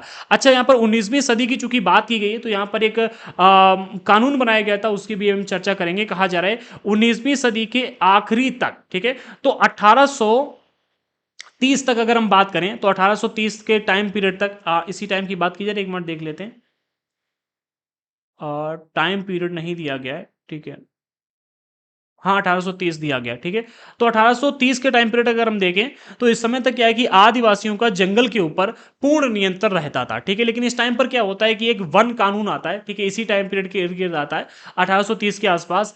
वन कानून में क्या किया गया, अंग्रेजों ने जंगलों को सरकार की संपत्ति घोषित कर दिया, और ये कहा कि अगर जंगल में अब आदिवासी लोग रहेंगे तो उन्हें घुसपैठिए की नजर से देखा जाएगा। इसके पीछे का रीजन ये था कि आदिवासी जो थे वो जंगल में एक स्थान पर रह करके काम नहीं करते थे, जंगल में घूमते रहते थे। आज यहां पर खेती कर रहे, कल वहां पर कर रहे, परसों वहां पर कर रहे, आज यहां शिकार कर रहे तो कल वहां पर कर रहे। तो जंगल में चूंकि घुमंतू खेती करते थे, घूम घूम कर अपने जीवन को जिया करते थे, जंगल, पूरे जंगल में एडवेंचर किया करते थे, इस वजह से इन अंग्रेजों को टैक्स लेने में बहुत ही प्रॉब्लम हो रही थी, इन आदिवासियों के ऊपर नियंत्रण स्थापित कर पाने में बहुत प्रॉब्लम हो रही थी। और अंग्रेज लोग चाहते थे कि आदिवासी एक जगह पर रहें, वहां की जमीन पर खेती करें, जिससे कि इनके ऊपर नियंत्रण रखा जा सके। इस वजह से अंग्रेजों ने क्या किया, जंगल को सरकार की संपत्ति घोषित कर दिया, और अब अगर जंगल में आदिवासी लोग रहेंगे तो उनको घुसपैठिए की नजर से देखा जाएगा, बाहरी ताकत के रूप में देखा जाएगा। यहां पर क्या हुआ कि बहुत बड़े बड़े आंदोलन हुए, ठीक है, जिसको हमने क्लास 8 के एनसीईआरटी में बहुत ही बारीकी से डिस्कस किया है। अगर आप चाहें तो हिस्ट्री को जाकर जरूर पढ़ लेना, डिस्क्रिप्शन बॉक्स में हमने प्लेलिस्ट दे दी है। अच्छा, क्या है कि यहाँ पर जब आंदोलन बड़े पैमाने पर किए गए, तो कुछ क्षेत्रों में इन आदिवासियों को छूट दी गई कि आप जंगल में जाकर रह सकते हो, ठीक है, खेती वगैरह कर सकते हो, लेकिन पूर्ण रूप से छूट नहीं दी गई थी। तब से लेकर के अब तक आदिवासियों के साथ में मतलब बहुत ही गलत होता चला आ रहा है, और हो भी रहा है, ठीक है। तो क्या कहा जा रहा है, 19वीं सदी के आखिरी तक हमारे देश का बड़ा हिस्सा जंगल से ढका हुआ था, क्योंकि इस टाइम पर वन कानून आए थे, तो बहुत बड़े पैमाने पर हमारे देश के लोग आदिवासियों के साथ में थे, आंदोलन वगैरह चल रहे थे, तो जंगलों को बड़े पैमाने पर नष्ट किया नहीं जा पाया था। एंड उसके बाद में फिर टिस्को की स्थापना हो गई, और बड़े बड़े उद्योग लगने लगे। जब उद्योग लगने लगे तो धीरे धीरे जंगलों को नष्ट किया जाने लगा। फिर जंगल को सरकार की संपत्ति मान लिया, तो जंगल के संसाधनों का सरकार डायरेक्टली प्रयोग करने लगी बड़े पैमाने पर, यहां की चीजों को क्या है कि लेकर के विदेशों में जाकर बेचने लगी, तो इससे जंगल का धीरे धीरे विनाश होने लगा। और कम से कम 19वीं सदी के मध्य तक तो इन विशाल भूखंडों का आदिवासियों के पास जबरदस्त ज्ञान था। हमने कहा ना, 19वीं सदी के मध्य तक अर्थात 1850 तक अगर आप देखोगे,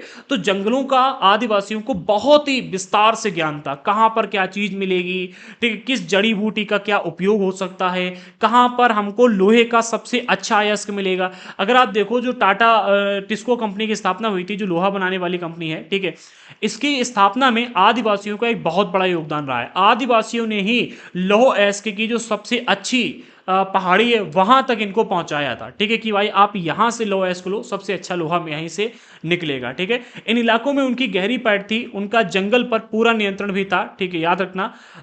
इसके अलावा इसलिए आदिवासी समुदाय बड़ी रियासतों और रजवाड़ों के अधीन नहीं रहे, ये बात याद रखना। अंग्रेजों से पहले हमारे देश में जिस भी राजा, जिस भी महाराजा का शासन था, कभी भी किसी भी राजा महाराजा ने आदिवासियों को अपने अधीन नहीं रखा। क्यों? क्योंकि जंगलों पर इनका पूरा नियंत्रण रहता था, आदिवासियों का, जंगलों की इनको बहुत ही अच्छी जानकारी भी थी, ठीक है। इसलिए किसी भी रियासत या रजवाड़े की कभी भी आदिवासी अधीन नहीं रहे, बल्कि बहुत सारे राज्य वन संसाधनों के लिए आदिवासियों पर निर्भर रहते थे, कि भाई हमको वन से संसाधन जब चाहिए, जैसे कि जड़ी बूटियां हो गई, पशु उत्पाद हो गए, जानवर जिसमें हाथी हो गए, ठीक है, अयस्क जैसे कि लोहा, तांबा, सोना, चांदी, इनके अयस्क से बनी हुई धातुएं प्राप्त करना, ठीक है, कीमती लकड़ी लेना। इस वजह से जो रजवाड़े थे, रियासतें थी, वो आदिवासियों पर निर्भर रहती थी, ठीक है।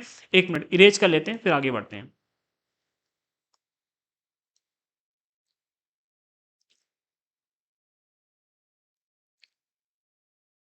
हाँ, एक मिनट। अगले पॉइंट में कहा जा रहा है ठीक है, एक मिनट। अगले पॉइंट में कहा जा रहा है कि आज आदिवासियों को हाशियाई और शक्तिहीन समुदाय के रूप में देखा जाता है। ठीक है, हम देखते हैं कि जो आदिवासी समुदाय के लोग हैं ये हाशियाई हैं, शक्तिहीन हैं, इनके पास में ताकत नहीं है, संसाधनों की कमी है, पैसा नहीं है, पढ़े लिखे नहीं हैं। ठीक है, औपनिवेशिक शासन से पहले अगर आप देखोगे तो आदिवासी समुदाय शिकार और चीजें बीनकर आजीविका चलाते थे। सबसे पहले तो शिकार करके करते थे। ठीक है, जानवरों का शिकार करके उनको खा लिया। ठीक है, इसके अलावा चीज़ें मिलनी, जंगल में बहुत सारी चीज़ें हुआ करती थी। अब हमने जैसे कि यहाँ पर अभी देखा था कि भाई इनको 10,000 तरह के पौधों का जानकारी थी। ठीक है, अब 10,000 तरह के पौधों की जिसे जानकारी होगी, ठीक है, एक ना एक पौधा तो हमेशा अवेलेबल रहेगा। 100, 200, 1000, 2000 पौधे तो हमेशा अवेलेबल रहेंगे ही रहेंगे, जिनका उपयोग करके हम अपनी आजीविका चला सकते हैं। और उन पौधों में से 3,500 पौधे ऐसे हैं जिनका उपयोग हम भोजन के लिए कर सकते हैं। ठीक है, अब जंगल में रहना, ठीक है, पढ़ने लिखने की तो आवश्यकता थी नहीं उस टाइम पर, क्योंकि भाई दंत कथाओं के माध्यम से अपने ज्ञान का एक व्यक्ति से दूसरे व्यक्ति तक पहुंचाते थे, कहानी के माध्यम से अपने बच्चों को सुनाते थे, बच्चे अपने बच्चों को सुनाया करते थे धीरे धीरे। ठीक है, तो पढ़ाई लिखाई में खर्चा नहीं होता था। दूसरा, खाने के लिए जंगल पर निर्भर थे। तीसरा, शादी ब्याह में दहेज वगैरह की उसमें व्यवस्था होती नहीं थी। ठीक है, तो आराम से अपनी जिंदगी को जिया करते थे, इनकी आजीविका चलती रहती थी, क्योंकि भाई शिकार कर लिया। ठीक है, और शिकार के अलावा चीजें बीन करके उससे अपनी आजीविका चला ली। ठीक है, बहुत थोड़ी बहुत चीजें राजा महाराजाओं को बेच दी, जिससे जो अन्य वस्तुओं की आवश्यकता है वो आम जनता से खरीद लेते थे। ठीक है, वे एक जगह ठहर कर कम रहते थे। वे स्थानांतरित खेती के साथ साथ लंबे समय तक एक स्थान पर खेती करते थे। कहने का अर्थ ये है कि भाई जैसे इतना बड़ा जंगल है तो कुछ लोग क्या करते थे, साल 2 साल एक जगह पर खेती करते थे, फिर यहां से यहां चले गए। ठीक है, जब तक भूमि में उर्वरता रहती थी, ये खाद वगैरह नहीं डालते थे। ठीक है, जब तक जमीन में ताकत रहती थी तब तक उस जमीन पर खेती करते थे। जैसे ही देखा कि जमीन की ताकत खत्म, साल 2 साल में दूसरी जगह पर खेती करने लगे, फिर तीसरी जगह पर करने लगे। जंगल को साफ करते थे, वहां पर खेती करते थे, निकल लेते थे। इस तरह से कुछ लोगों ने एक स्थान पर लंबे समय तक रहने का भी रिकॉर्ड बनाया, जैसे कि 5 साल तक रह लिए, 10 साल तक रह लिए। ठीक है, ऐसे भी रहते थे, जो कि यहाँ पर बताया जा रहा है। ठीक है, हालांकि ये परंपराएं अभी भी कायम है, आज भी ऐसा स्थानांतरित खेती आपको देखने को मिलेगी।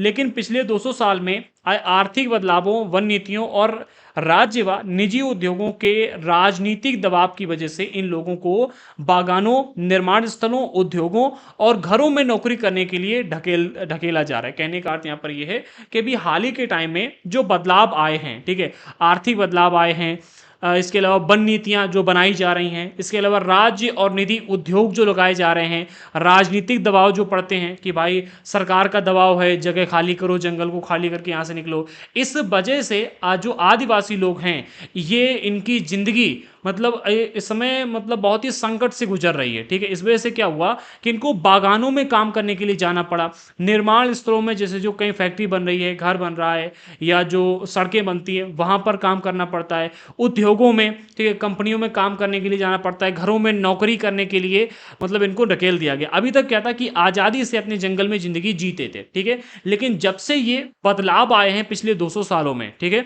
कि तब से क्या हुआ कि इनको जंगल से बाहर आकर के काम करने की जरूरत पड़ी। ठीक है, इतिहास में पहली बार ऐसा हो रहा है कि आज उनका वन क्षेत्रों पर कोई नियंत्रण नहीं है और ना ही उन पर सीधी उनकी पहुंच है। ठीक है, अगर हम देखें तो ऐसे कानून बना दिए गए हैं जिस वजह से आदिवासियों की जमीन को आदिवासियों से छीन लिया गया है। ये सच्चाई है। ठीक है, ये सच्चाई है और ऐसा हमारी सरकार कर भी रही है।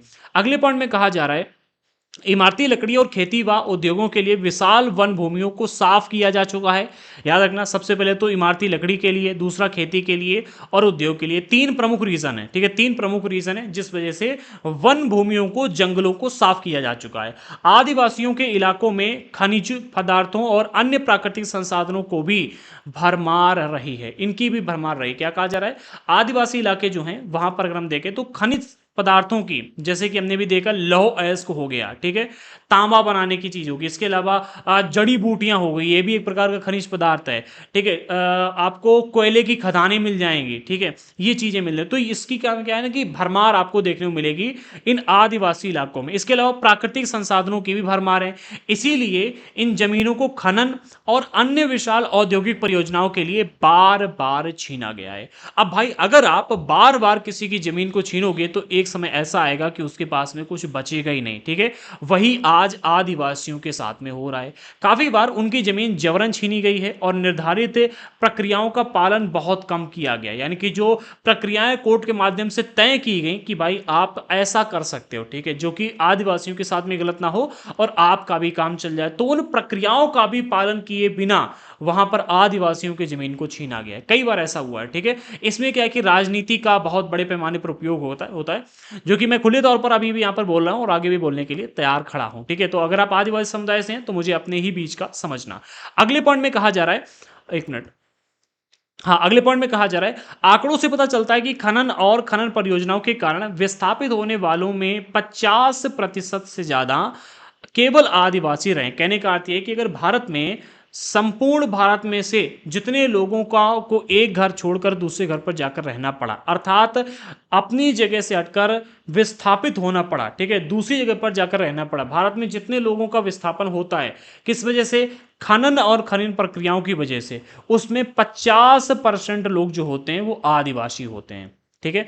संपूर्ण भारत में जितने भी लोग हैं, ठीक है, हिंदू मुस्लिम सिख ईसाई जितने भी लोगों का विस्थापन होता है उसमें से 50% केवल आदिवासी रहते हैं। आदिवासियों के बीच काम करने वाले संगठनों की एक ताजा सर्वेक्षण रिपोर्ट से पता चलता है कि आंध्र प्रदेश, छत्तीसगढ़, उड़ीसा और झारखंड के में जो लोग विस्थापित हुए हैं, एक मिनट, कहाँ कहाँ से, आंध्र प्रदेश, छत्तीसगढ़, उड़ीसा, झारखंड में जो लोग विस्थापित हुए, कहने का अर्थ यहां पर यह कि भाई कुछ ऐसे सर्वेक्षणों से, मतलब कुछ ऐसे सर्वेक्षण किए गए एंड इसके अलावा आदिवासियों के साथ में जो लोग रहते थे, एक मिनट, हाँ, एक ताजा सर्वेक्षण की रिपोर्ट आई है जिसका मतलब यहाँ पर मेंशन नहीं की गई एनसीईआरटी में किसने सर्वेक्षण किया था, ठीक है। वैसे एनसीईआरटी में क्या गया है तो डेटा क्लियर ही होगा, आप ऐसा समझ सकते हो, ठीक है।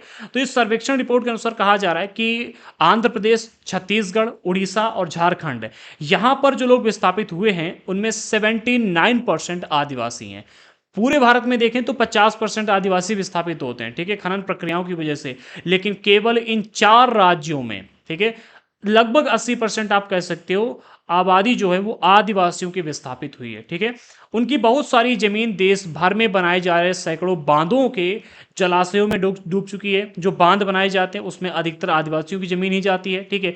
पूर्वोत्तर भारत में उनकी जमीन लंबे समय से सशस्त्र बलों और उनके बीच चलने वाले टकरावों से बिंदी हुई है। ये हम मणिपुर वगैरह की बात कर रहे हैं, यहाँ पर अगर इस तरफ देखोगे तो आदिवासियों के बीच में टकराव बहुत अधिक होता रहता है, जो कि यहाँ पर मेंशन किया गया कि पूर्वोत्तर भारत में जो आदिवासियों की जमीन है वो लंबे समय से सशस्त्र बलों और उनके बीच चलने वाले टकरावों से बिंदी हुई है। इसके अलावा भारत में 101 राष्ट्रीय पार्क हैं जो कि आदिवासियों की 40,564 वर्ग किलोमीटर जमीन पर बनाए गए हैं, इनको रिजर्व किया गया। और अगर इन इलाकों में आदिवासी जाते हैं तो उनको घुसपैठिया कहा जाता है।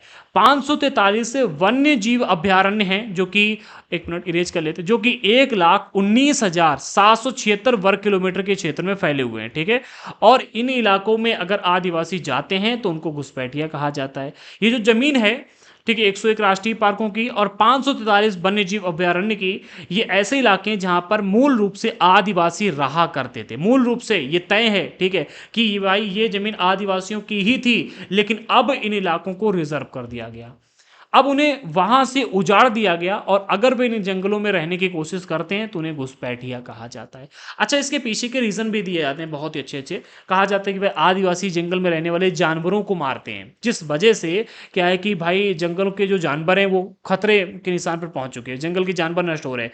भाई मैं आपको बताऊं, हमारे देश में रहने वाले जो व्यापारी लोग हैं, ठीक है, ये व्यापारी लोग जंगल के जानवरों को मार के उनकी खाल का, हाथी के सींगों का, ठीक है, हाथी के जो दांत होते हैं उनका, जानवरों की खाल का व्यापार करते हैं। आदिवासी लोग तो जंगल की सुरक्षा किया करते थे, ठीक है, लेकिन उन सुरक्षकों को, ठीक है, उन रक्षकों को जंगल से बाहर कर दिया गया। अब यही व्यापारी लोग खुले तौर पर जंगल का फायदा उठाते हैं, ठीक है, जंगल में रहने वाले जानवरों को मार के उनका व्यापार करते हैं, ठीक है। ये जो व्यापारी लोग हैं, अभी तक क्या था, जंगल में जानवरों को मारकर खाने का काम करते थे अपनी भूख मिटाने के लिए ये आदिवासी, और उसके बदले जंगल के जानवरों की और जंगलों की सुरक्षा किया करते थे। लेकिन अब ये व्यापारी लोग जंगलों की सुरक्षा नहीं, असुरक्षा में लगे हुए हैं, ठीक है। आगे बढ़ते हैं, अगले पॉइंट में कहा जा रहा है कि आदिवासी लगभग 10,000 तरह के पौधों का इस्तेमाल करते थे।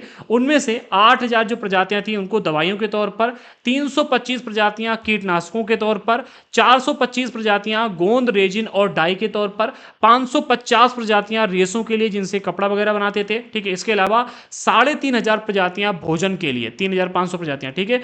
तो अगर हम देखें तो आदिवासियों के पास में इन जंगल में रहने वाले पेड़ों की जानकारी इतनी अधिक है कि मैं उसकी मतलब क्या ही यहां पर तारीफ करूं, ठीक है। 10,000 से अधिक तरीकों के पौधों का इस्तेमाल करना इनको आदत था, और इन 10,000 में से 3,500 तरह के पौधों को भोजन के रूप में इस्तेमाल करते थे। अब यहां पर आप कह सकते हो आदिवासियों को किसी भी की जरूरत नहीं थी, ठीक है। आदिवासियों को किसी की जरूरत नहीं थी, 3,500 तरह के पौधों का इस्तेमाल करना इन्हें आता है भोजन करने के लिए, ठीक है भाई। 1,000 पौधे एक टाइम पर अवेलेबल नहीं होंगे, फिर भी तो 2,500 पौधों का उपयोग करके पेट का पालन कर सकते हैं, ठीक है जी। इनका जीवन बहुत ही अच्छा था, ठीक है, लेकिन इनके जीवन को नष्ट किया जा रहा है। जब आदिवासी समुदाय वन भूमि पर अपना अधिकार खो देते हैं तो यह सारी ज्ञान संपदा भी खत्म हो जाती है। अब भाई आप मैं एक बात बताओ, आप क्लास में जो पढ़ते थे अगर 10 साल तक आपको वो पढ़ाया ना जाए तो आप सब भूल जाओगे, ठीक है। अगर आप रिवीजन नहीं करोगे तो आपने चाहे आज पढ़ाओ या 10 साल पहले पढ़ाओ, सब भूल जाओगे, ठीक है। आज पढ़ो, रिवीजन ना करो, 10 दिन बाद भूल जाओगे। अब आदिवासियों को जो ये 10,000 तरह के पौधों का ज्ञान है, अगर उनको जंगल से ही बाहर कर दिया जाएगा तो ये जो ज्ञान संपदा ये भी धीरे धीरे खत्म हो जाएगी, और खत्म हो रही भी है। अगले पॉइंट में कहा जा रहा है कि अपनी जमीन और जंगलों से बिछड़ने पर आदिवासी समुदाय आजीविका और भोजन के अपने मुख्य स्रोतों से भी वंचित हो जाते हैं। आजीविका जो कि जंगलों पर आधारित थी और भोजन के मुख्य स्रोत जो जंगलों पर आधारित थे उनसे वंचित हो जाते हैं। अपने परंपरागत निवास स्थान के छिनते जाने की वजह से बहुत सारे आदिवासी काम की तलाश में शहरों का रुख कर रहे हैं, ठीक है। शहरों की ओर जाते हैं, मजदूरी करके अपना काम चलाते हैं। जो आज़ादी से अपनी जिंदगी जंगलों में जिया करते थे, ठीक है, वही जिंदगी अब इन आदिवासियों की गुलामी की तरफ बढ़ने लगी। एक तरह की गुलामी ही तो कहेंगे, ठीक है, और क्या कहेंगे। भाई शहर में आए, दिन भर काम किया तो शाम को भोजन मिला, नहीं किया तो नहीं मिला। अब भाई कोई इनके पास में संपत्ति तो रह नहीं गई, जो संपत्ति जंगल थे वो इनसे छीन लिए गए, ठीक है। रोजगार का तो कोई मतलब शहर में रहने वाले लोगों को रोजगार नहीं मिल रहा, आप जंगल वालों को देने की बात कर रहे हो, ठीक है। तो इस तरह से आदिवासियों का जीवन आज के टाइम पर खतरों की तरफ बढ़ता जा रहा है, ठीक है। शहरों की तरफ रुख कर रहे हैं, वहां उन्हें छोटे मोटे उद्योगों, इमारतों या निर्माण स्थलों पर बहुत मामूली वेतन वाली नौकरियां करनी पड़ती हैं। भाई इतने पढ़े लिखे तो है नहीं कि भाई स्कूल में जाकर टीचर बन जाएं या आईएएस ऑफिसर की नौकरी कर लें। कुछ आदिवासी समुदाय पढ़े लिखे हैं, ठीक है, उनकी हम बात माने, पर जो जंगल से आए हैं उनको तो समाज में काम करना भी नहीं आता, इसलिए वो जहां कहीं भी काम करते हैं उनको मामूली वेतन दिया जाता है, ठीक है। नौकरियां बहुत छोटी छोटी मिलती, इस वजह से ये मतलब अपने खाने भर का जुगाड़ कर पाते हैं, ठीक है। इस तरह वे गरीबी और लाचारी के जाल में फंसते चले जाते हैं। ग्रामीण इलाकों में 45% और शहरी इलाकों में 35% आदिवासी समूह गरीबी की रेखा के नीचे गुजर बसर करते हैं। गांव वाले इलाके में 45% और शहर में 35% ऐसे आदिवासी हैं जो गरीबी की रेखा के नीचे, जिनके पास में लाल कार्ड होता है, जिनको सरकार 35 किलो राशन प्रति माह देती है कि कहीं आप भूखे पेट मर ना जाएं, इस लाइन के नीचे रहते हैं ये लोग, ठीक है।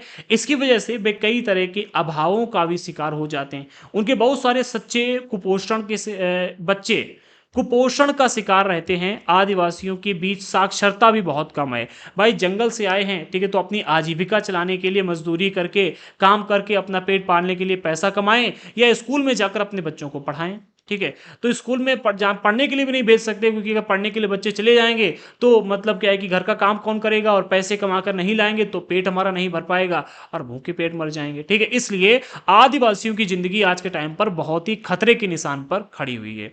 अगले पॉइंट पर कहा जा रहा है, एक मिनट इरेज कर लेते फिर आगे बढ़ते हैं।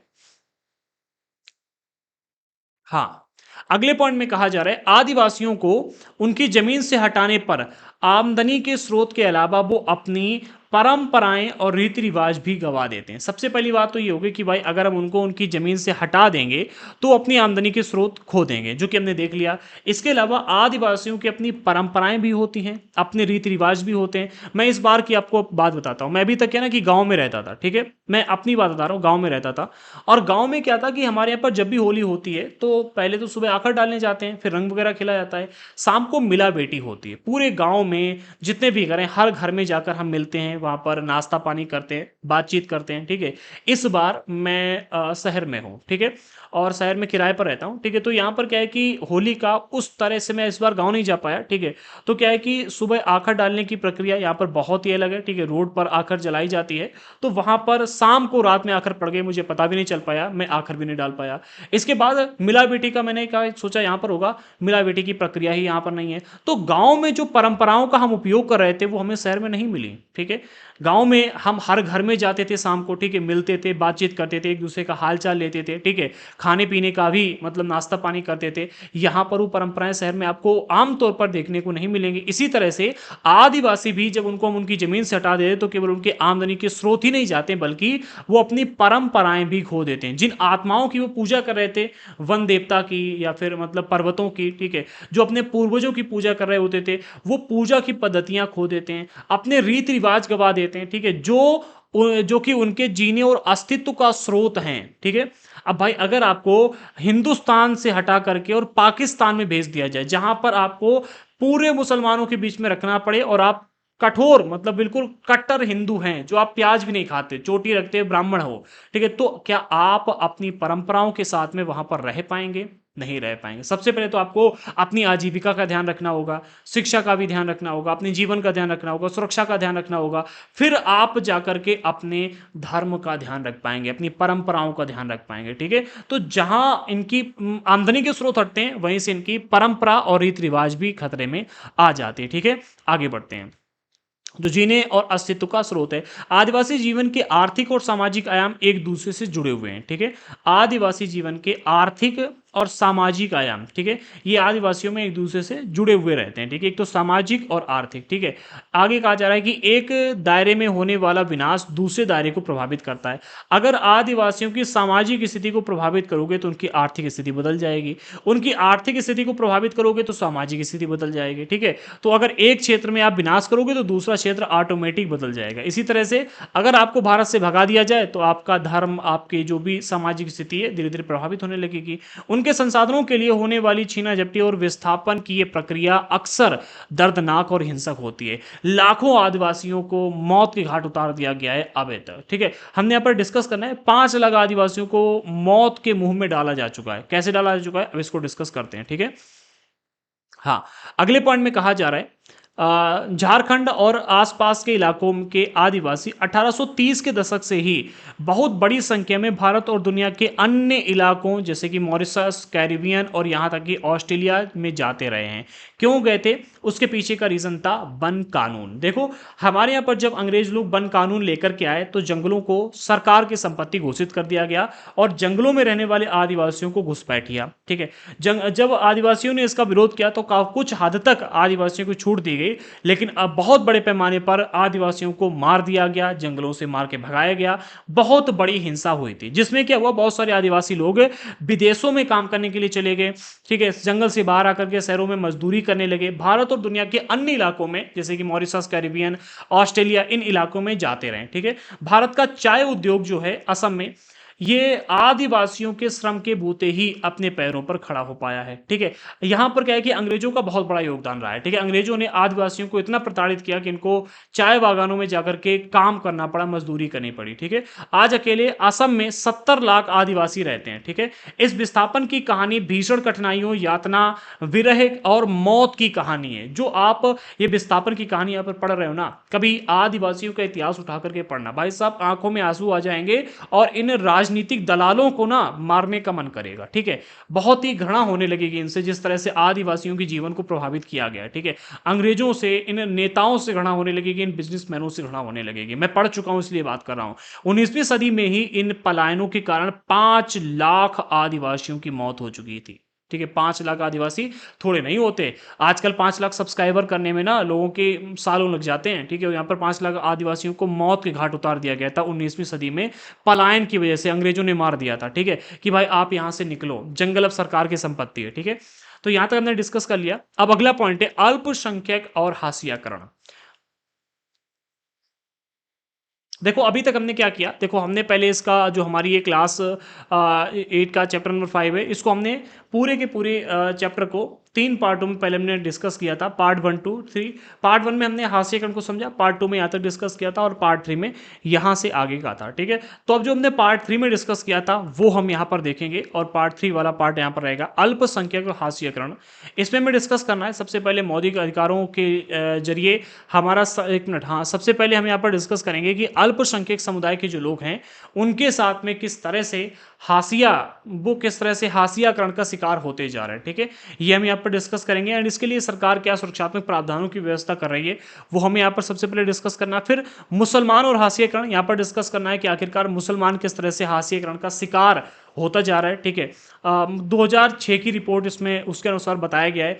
आज के टाइम पर तो मुसलमान हाशियाकरण का उस लेवल पर शिकार नहीं है, लेकिन धार्मिक रूप से अगर हम देखते हैं तो आज भी मुसलमान हाशियाकरण का शिकार हैं, ठीक है। फिर हमें यहाँ पर डिस्कस करना है, चार्ट के माध्यम से थोड़ी सी रिपोर्ट्स को देखना है जो कि बहुत इंपॉर्टेंट है। फिर चैप्टर का निष्कर्ष दिया गया है तो वो अब हमें यहाँ पर डिस्कस करना है। चलिए अपने टॉपिक पर चलते हैं। ये रहा, ओके। केवल हमारे भारत देश में आदिवासी समूह ही नहीं हैं जो हाशियाकरण का शिकार हो रहे हैं। हमारे भारत देश में ऐसी बहुत सारी अल्पसंख्यक समुदाय के लोग हैं, विभिन्न जातियों के लोग हैं जो विभिन्न तरह से हाशियाकरण का शिकार हो रहे हैं। उनके बारे में अब हमें यहाँ पर डिस्कस करना है, ठीक है। तो पहले पॉइंट में कहा जा रहा है कि मौलिक अधिकारों के जरिए हमारा संविधान धार्मिक और भाषाई अल्पसंख्यकों को सुरक्षा प्रदान करता है। इस टॉपिक को हमने चैप्टर नंबर 1 में बहुत ही बारीकी से समझा था। कैसे समझा था, एक बार फिर से हम इसको रिवाइज कर लेते हैं। हमने डिस्कस किया था कि मौलिक अधिकारों में कुछ ऐसे प्रावधान किए गए हैं जिस वजह से अगर आपकी जनसंख्या कम है, अगर आप किसी ऐसे धर्म से आते हो जिस धर्म की जनसंख्या ही भारत देश में बहुत कम है, या फिर आप किसी ऐसे भाषाई इलाके से आते हो जहां पर आपकी भाषा बोलने वाले बहुत कम लोग निवास करते हैं, ठीक है। अर्थात अगर आप किसी भी तरह से अल्पसंख्यक समुदाय के व्यक्ति हैं, उसके पीछे चाहे जो रीजन हो, तो आपको मौलिक अधिकारों के जरिए सुरक्षा प्रदान की गई है हमारे संविधान में। अच्छा, ऐसे कौन कौन से मौलिक अधिकार हैं? सबसे पहला मौलिक अधिकार समानता का, दूसरा न्याय का मौलिक अधिकार, तीसरा जीवन का मौलिक अधिकार। ऐसे कई सारे मौलिक अधिकार हैं जिनके जरिए किसी भी धार्मिक या फिर भाषाई अल्पसंख्यक समूह को हमारा संविधान सुरक्षा प्रदान करता है। अच्छा, अल्पसंख्यक शब्द जो है ये आमतौर पर हम ऐसे समुदाय के लिए इस्तेमाल किया जाता है जो संख्या की दृष्टि से बाकी आबादी के मुकाबले कम होता है। जैसे कि भाई एक गांव में 50 लोग रहते हैं, ठीक है। 50 में से हम मान लेते हैं कि भाई 45 हैं जो एक समुदाय के हैं और 5 हैं जो दूसरे समुदाय के। तो जो ये 5 व्यक्ति होंगे इनके लिए हम अल्पसंख्यक शब्द का उपयोग करेंगे कि ये अल्पसंख्यक समुदाय के व्यक्ति हैं, क्योंकि इनकी संख्या जो है वो अल्प है, अर्थात बहुत कम है, ठीक है। अच्छा, जिनकी संख्या कम होगी उनको ज्यादा संख्या वाले लोग जो होंगे वो हमेशा दबाने का प्रयास करेंगे, ठीक है। जो संख्या की दृष्टि से कम होगा उसको हमेशा जो ज्यादा संख्या वाले लोग हैं वो दबाने का प्रयास करेंगे, क्योंकि कम संख्या वाले व्यक्तियों के पास में ताकत, जनबल बहुत कम होता है, ठीक है। लेकिन ये अवधारणा केवल संख्या के सवाल तक ही सीमित नहीं है। हाँ, एक मिनट, जो हमारा टॉपिक था हम उस टॉपिक पर आते हैं। तो हमने यहाँ पर बात की कि हमारा जो संविधान है वो अल्पसंख्यक समुदायों को मौलिक अधिकारों के माध्यम से सुरक्षा प्रदान करता है। अल्पसंख्यक किसे कहते हैं वो भी हमने डिस्कस कर लिया, लेकिन जो हमारे ये जो अवधारणा दी गई है, ठीक है, सुरक्षा की, ये अवधारणा केवल संख्या के सवाल तक ही सीमित नहीं रहती। अल्पसंख्यक की अवधारणा केवल संख्या पर ही निर्धारित नहीं करती, इसमें न केवल सत्ता, संसाधनों तक पहुंच जैसे मुद्दे भी जुड़े हुए हैं, बल्कि इसके सामाजिक और सांस्कृतिक आयाम भी हैं। बहुत ही गहरी बात कही गई है, थोड़ा बारीकी से इसको समझिएगा। कहने का अर्थ यहां पर यह है कि अल्पसंख्यक शब्द का उपयोग बेसिकली हम उन लोगों के लिए तो करते ही हैं जिनकी संख्या कम है, ठीक है। लेकिन इसका मतलब यह नहीं कि जिनकी संख्या कम है केवल उन्हीं को अल्पसंख्यक कहा जा सकता है। अल्पसंख्यक शब्द हम उन लोगों के लिए भी इस्तेमाल कर सकते हैं जिनका सत्ता में हिस्सेदारी बहुत कम है। मान लेते भाई सरकारी नौकरियां निकलती हैं 100, ठीक है। अब 100 में से क्या है कि मात्र 10 लोग हैं जो एक समुदाय के हैं, ठीक है, और 90 लोग जो हैं वो एक समुदाय से आते हैं। तो आप देखोगे कि सत्ता में भी इन लोगों की अल्प संख्या है, बहुत कम संख्या है। ऐसे में इनके अधिकारों का हनन हो सकता है। इसी तरह से संसाधनों तक पहुंच के संसाधनों तक पहुंच की बात करें कि भाई पानी है, ठीक है, पानी उपलब्ध तो बहुत बड़ी मात्रा में हमारे देश में क्या है कि बहुत बड़ी जनसंख्या में लोग भी रहते हैं, लेकिन पानी की पहुंच एक वर्ग के पास में क्या है कि 90% पानी पहुंचता है और एक वर्ग के पास में 10% पानी पहुंचता है। तो यहां पर भी अगर हम देखें तो अल्पसंख्यक शब्द का उपयोग कर सकते हैं कि भाई इनके पास में, इस वर्ग के पास में अल्पसंख्यक पानी पहुंचता है, ठीक है। यहां पर भी यहां अल्पसंख्यक पहुंच है, ठीक है, ये इस तरह से देख सकते हैं। कहने का अर्थ यहां पर यह है कि अल्पसंख्यक शब्द का उपयोग हम केवल तभी नहीं करते जब लोगों की संख्या कम होती है। हम अल्पसंख्यक शब्द का प्रयोग तब भी कर सकते हैं जब लोगों की न केवल सत्ता और संसाधनों तक पहुंच कम होती है, बल्कि इनके सामाजिक और सांस्कृतिक आयाम भी कम होते हैं, ठीक है। इसमें सामाजिक और सांस्कृतिक आयाम भी होते हैं कि भाई एक वर्ग का सांस्कृतिक वर्चस्व एक देश में बहुत अधिक है, सामाजिक वर्चस्व एक देश में बहुत अधिक है और दूसरे वर्ग का वर्चस्व बहुत कम है। तो यहां पर भी उसको सुरक्षा प्रदान की जाएगी क्योंकि अल्पसंख्यक व्यक्ति वो है, उसकी अल्प पहुंच है, ठीक है। तो जहां कहीं भी ये चीजें आती हैं, याद रखना, अल्पसंख्यक में केवल हम संख्या की ही बात नहीं करते बल्कि सत्ता और संसाधनों तक पहुंच और इसके अलावा सांस्कृतिक और सामाजिक आयाम को भी जोड़ते हैं। अगले पॉइंट में कहा जा रहा है, जैसा कि आपने इकाई 1 में पढ़ा था, चैप्टर नंबर 1 में हमने पढ़ा था कि भारतीय संविधान इस बात को मानता है कि बहुसंख्यक समाज की संस्कृति समाज और सरकार की अभिव्यक्ति को प्रभावित कर सकती है। हमने चैप्टर नंबर 1 में डिस्कस किया था कि मान लेते हैं कोई एक ऐसा समुदाय है जिसके पास में जनसंख्या बहुत अधिक है, तो वो बार बार चुनाव लड़कर के जीतता रहेगा और जब जीतता रहेगा तो जो निम्न वर्ग के व्यक्ति हैं या फिर जिनकी संख्या बहुत कम है, ठीक है, जो अल्पसंख्यक व्यक्ति हैं, उनके अधिकारों का हनन करने लगेगा, उनकी अभिव्यक्ति की आजादी को प्रभावित करने लगेगा, जैसा आज के टाइम पर पाकिस्तान में देखने को मिलता है। पाकिस्तान एक इस्लामिक राष्ट्र है और वहां पर मुसलमानों की संख्या बहुत अधिक है। जब विभाजन हुआ था तो हिंदुओं की संख्या वो बहुत अधिक थी, लेकिन आज के टाइम पर अगर हम देखें, चूंकि वहां पर मुसलमानों की संख्या बहुत अधिक है, मुसलमान बहुसंख्यक है, इस वजह से आज वहां पर 2% से भी कम हिंदू रह गए हैं। केवल हिंदू की बात नहीं कर रहे, हिंदू, ईसाई, जैन, पारसी, बौद्ध, सिख सभी की संख्या बहुत कम कर दी गई है। इनकी अभिव्यक्ति को प्रभावित किया गया है।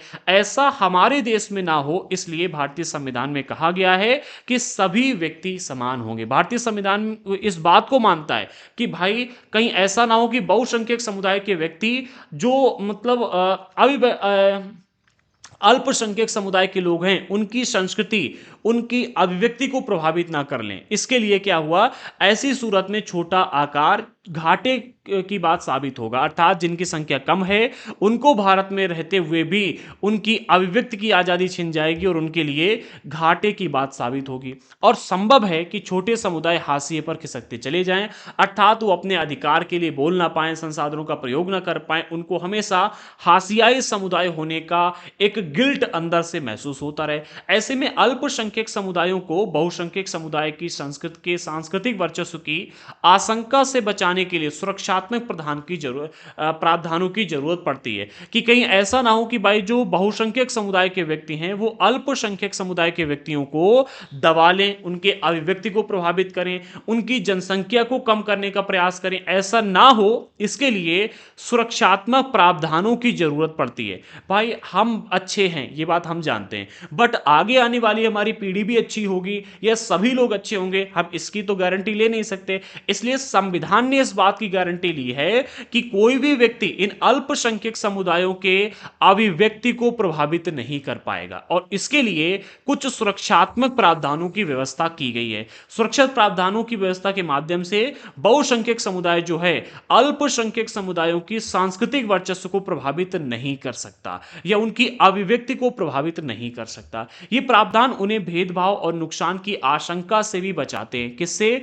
एक तो भेदभाव और दूसरा नुकसान की आशंका से कि भाई भेदभाव ना हो उनके साथ में, और दूसरा उनके साथ में किसी तरह का नुकसान ना किया जा सके। ठीक है, नुकसान में कई सारी चीजें आती हैं, सभी तरह के नुकसानों से बचाने के लिए और सभी तरह के भेदभावों से बचाने के लिए कि भाई सत्ता में उनको जगह नहीं मिल रही, ये भी एक प्रकार का भेदभाव है, उनको भोजन नहीं मिल पा रहा, ये भी एक तरह का भेदभाव है, उनको संसाधनों तक उनकी पहुंच नहीं है, ये भी एक तरह का भेदभाव है। तो इन सभी प्रकार के भेदभाव भेदभाव और उनके जीवन का नुकसान, उनकी शिक्षा का नुकसान और भी कई सारे नुकसानों से बचाने के लिए इन सुरक्षात्मक प्रावधानों की व्यवस्था की गई है। कुछ खास परिस्थितियों में छोटे समुदाय अपने जीवन संपत्ति और कुशल क्षेम के बारे में असुरक्षित महसूस कर सकते हैं। किन किन क्षेत्रों में? कुछ खास परिस्थितियों में, ठीक है, हर परिस्थिति में नहीं, कुछ खास परिस्थितियों में ऐसा हो सकता है कि छोटे समुदाय के जो व्यक्ति हैं, अल्पसंख्यक समुदाय के जो व्यक्ति हैं, वो अपने आप को क्या महसूस करें?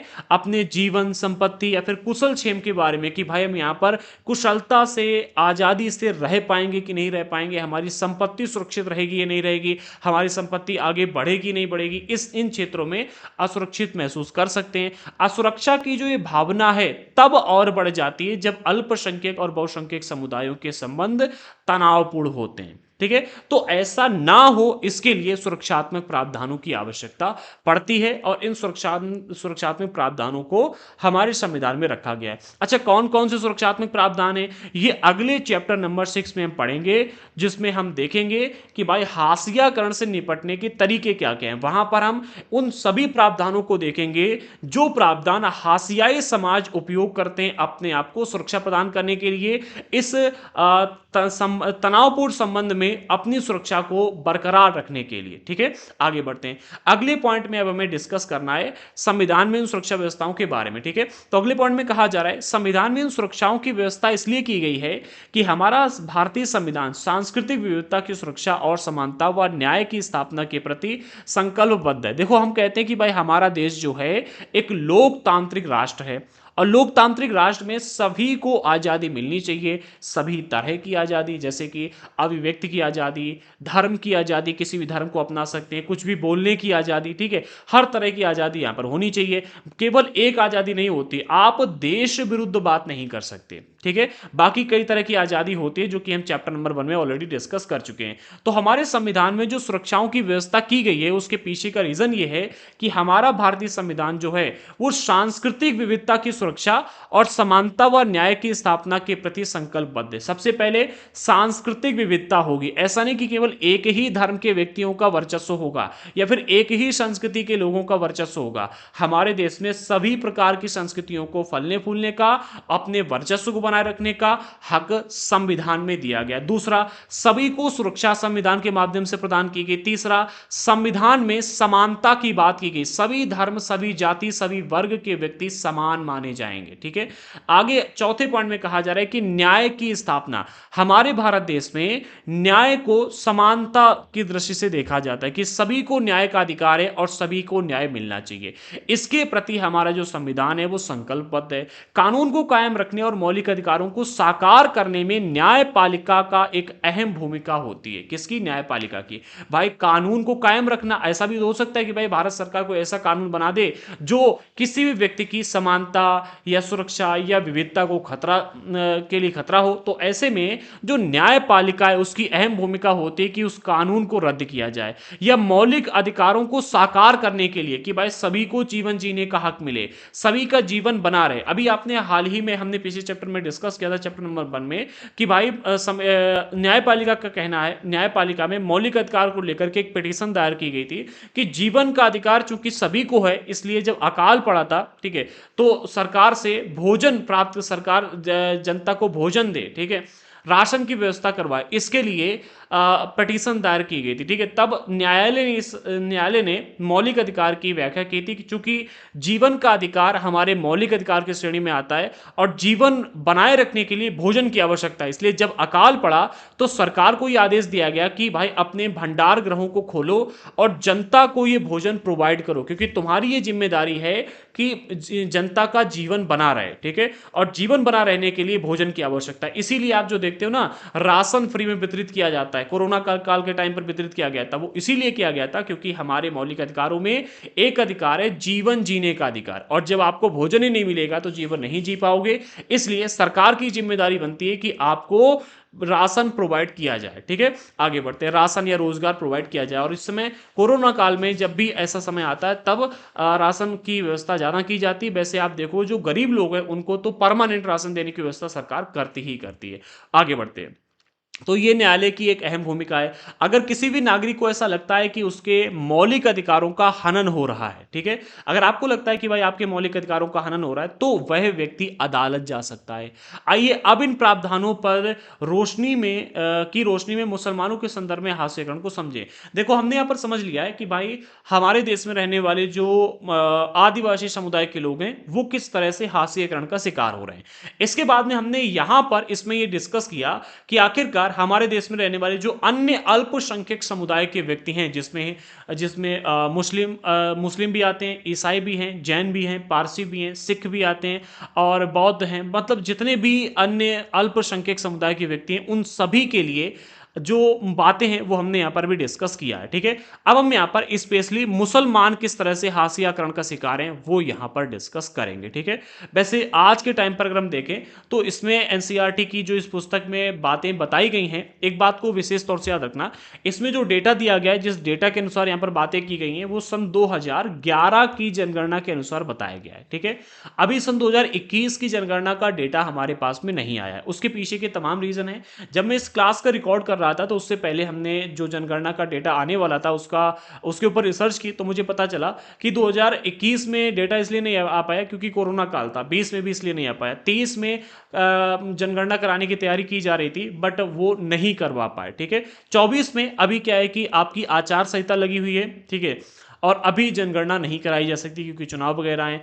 2024 के लास्ट तक उम्मीद की जा रही है कि जनगणना करवाई जाएगी और उसके बाद में 2024 के लास्ट में या 2024 के 25 के स्टार्टिंग में ये डेटा आएगा। ठीक है, जनगणना का पूरा डेटा आएगा। तो अभी हम जो यहाँ पर बात करने वाले हैं वो 2011 की जनगणना के अनुसार करने वाले, और 2011 से अब तक अगर आप देखोगे तो लगभग 13 साल हो चुके हैं। ठीक है, और 13 साल में बहुत सारी परिस्थितियां बदल जाती हैं। ठीक है, 13 साल एक बहुत ही लंबा टाइम पीरियड होता है। ठीक है, 13 साल में बहुत सारी परिस्थितियां बदलती हैं।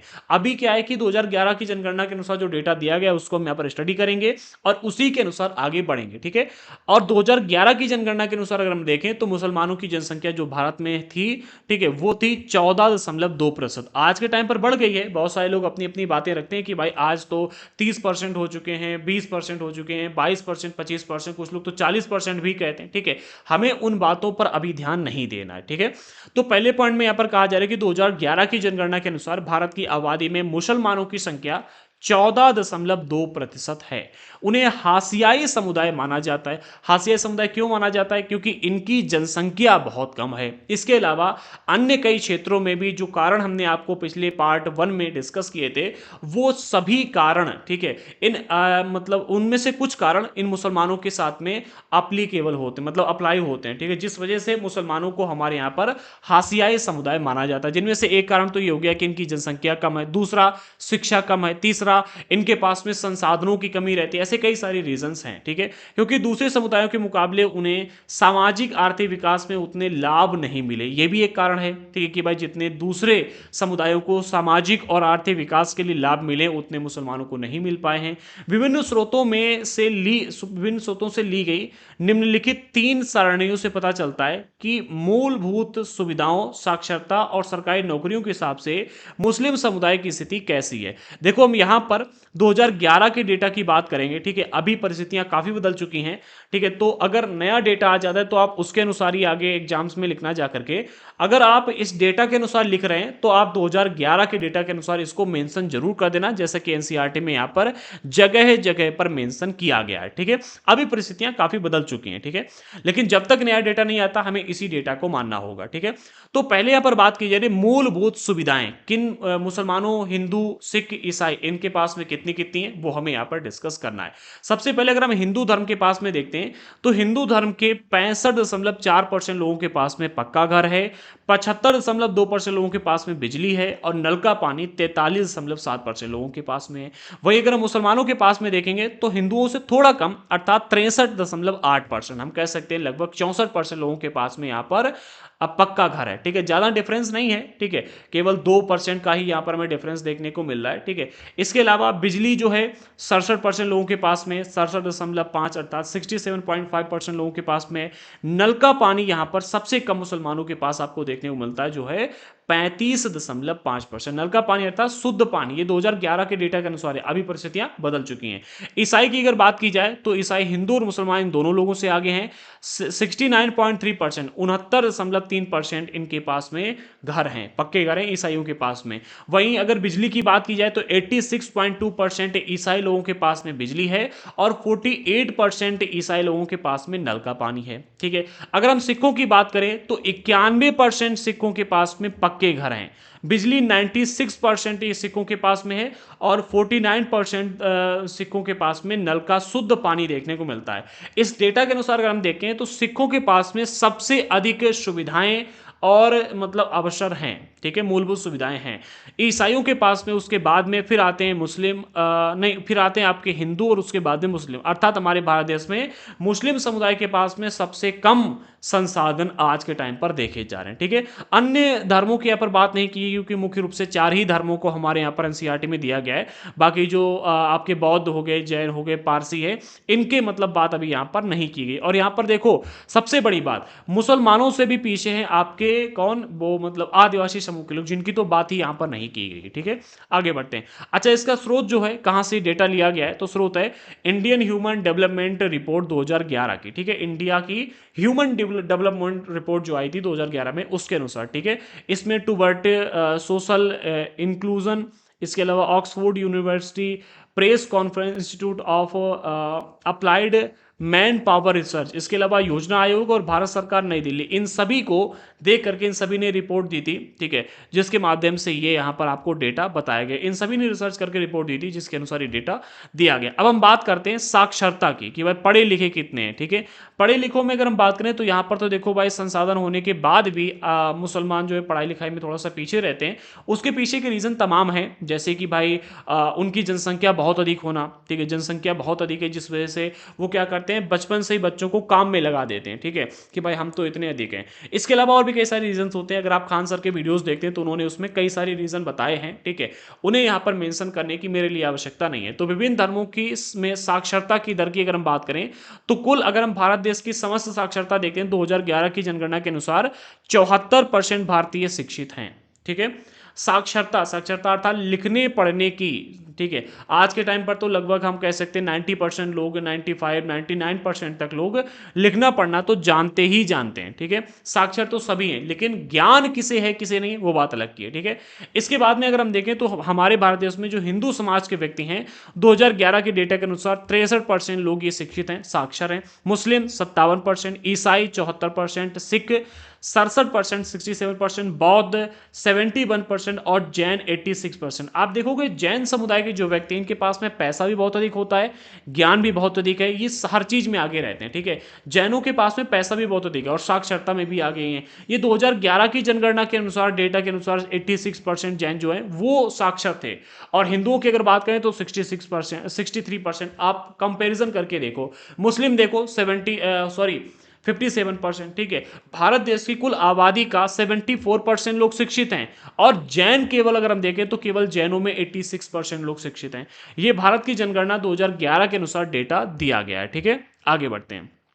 अभी तो मतलब 99.9% लोग शिक्षित तो होंगे ही होंगे, जिसकी मैं मतलब उम्मीद करता हूं। बाकी डेटा आने के बाद में ही बात कर सकते हैं। जब तक डेटा नहीं आता है तब तक आप 2011 की जनगणना के अनुसार ही इसको लिखेंगे, याद रखना। सरकारी नौकरी में मुसलमानों का अगर अनुपात देखा जाए, ठीक है, तो भारत देश में जितने सारे के सारे मुसलमान हैं, ठीक है, सभी मुसलमानों में से जैसे कि मान लेते हैं 100 मुसलमान हैं, ठीक है, तो 100 में से 13.5% मुसलमान जो हैं वो मुसलमानों की 13.5% आबादी सरकारी नौकरी में है। ठीक है, सरकारी नौकरी करती है। ये कब की, 2011 के डेटा के अनुसार यहाँ पर बताया जा रहा है कि मुसलमानों की संपूर्ण भारत में जितनी भी जनसंख्या है उसका 13.5% सरकारी नौकरी करता है। इसमें अगर हम भारतीय प्रशासनिक सेवा आईएएस में देखते हैं तो 3%, भारतीय पुलिस सेवा में देखते हैं तो 4%। ठीक है, यानी कि आईपीएस में, आईएएस आईपीएस में बहुत कम है। इसके अलावा अगर हम विदेश सेवा में देखते हैं, भारतीय विदेश सेवा में, तो उससे भी कम, अर्थात 1.8% केवल।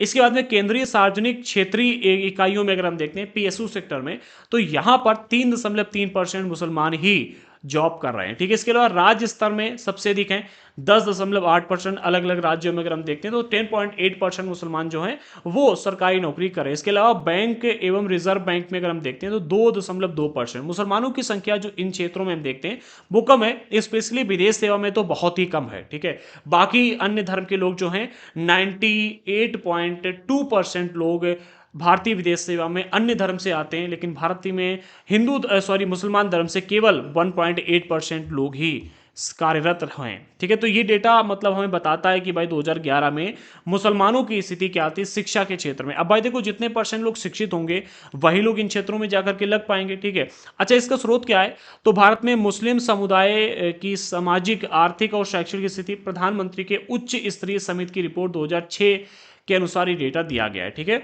आगे बढ़ते हैं। हाँ, ये 2006 की रिपोर्ट आई थी, उसके अनुसार डेटा दिया गया है।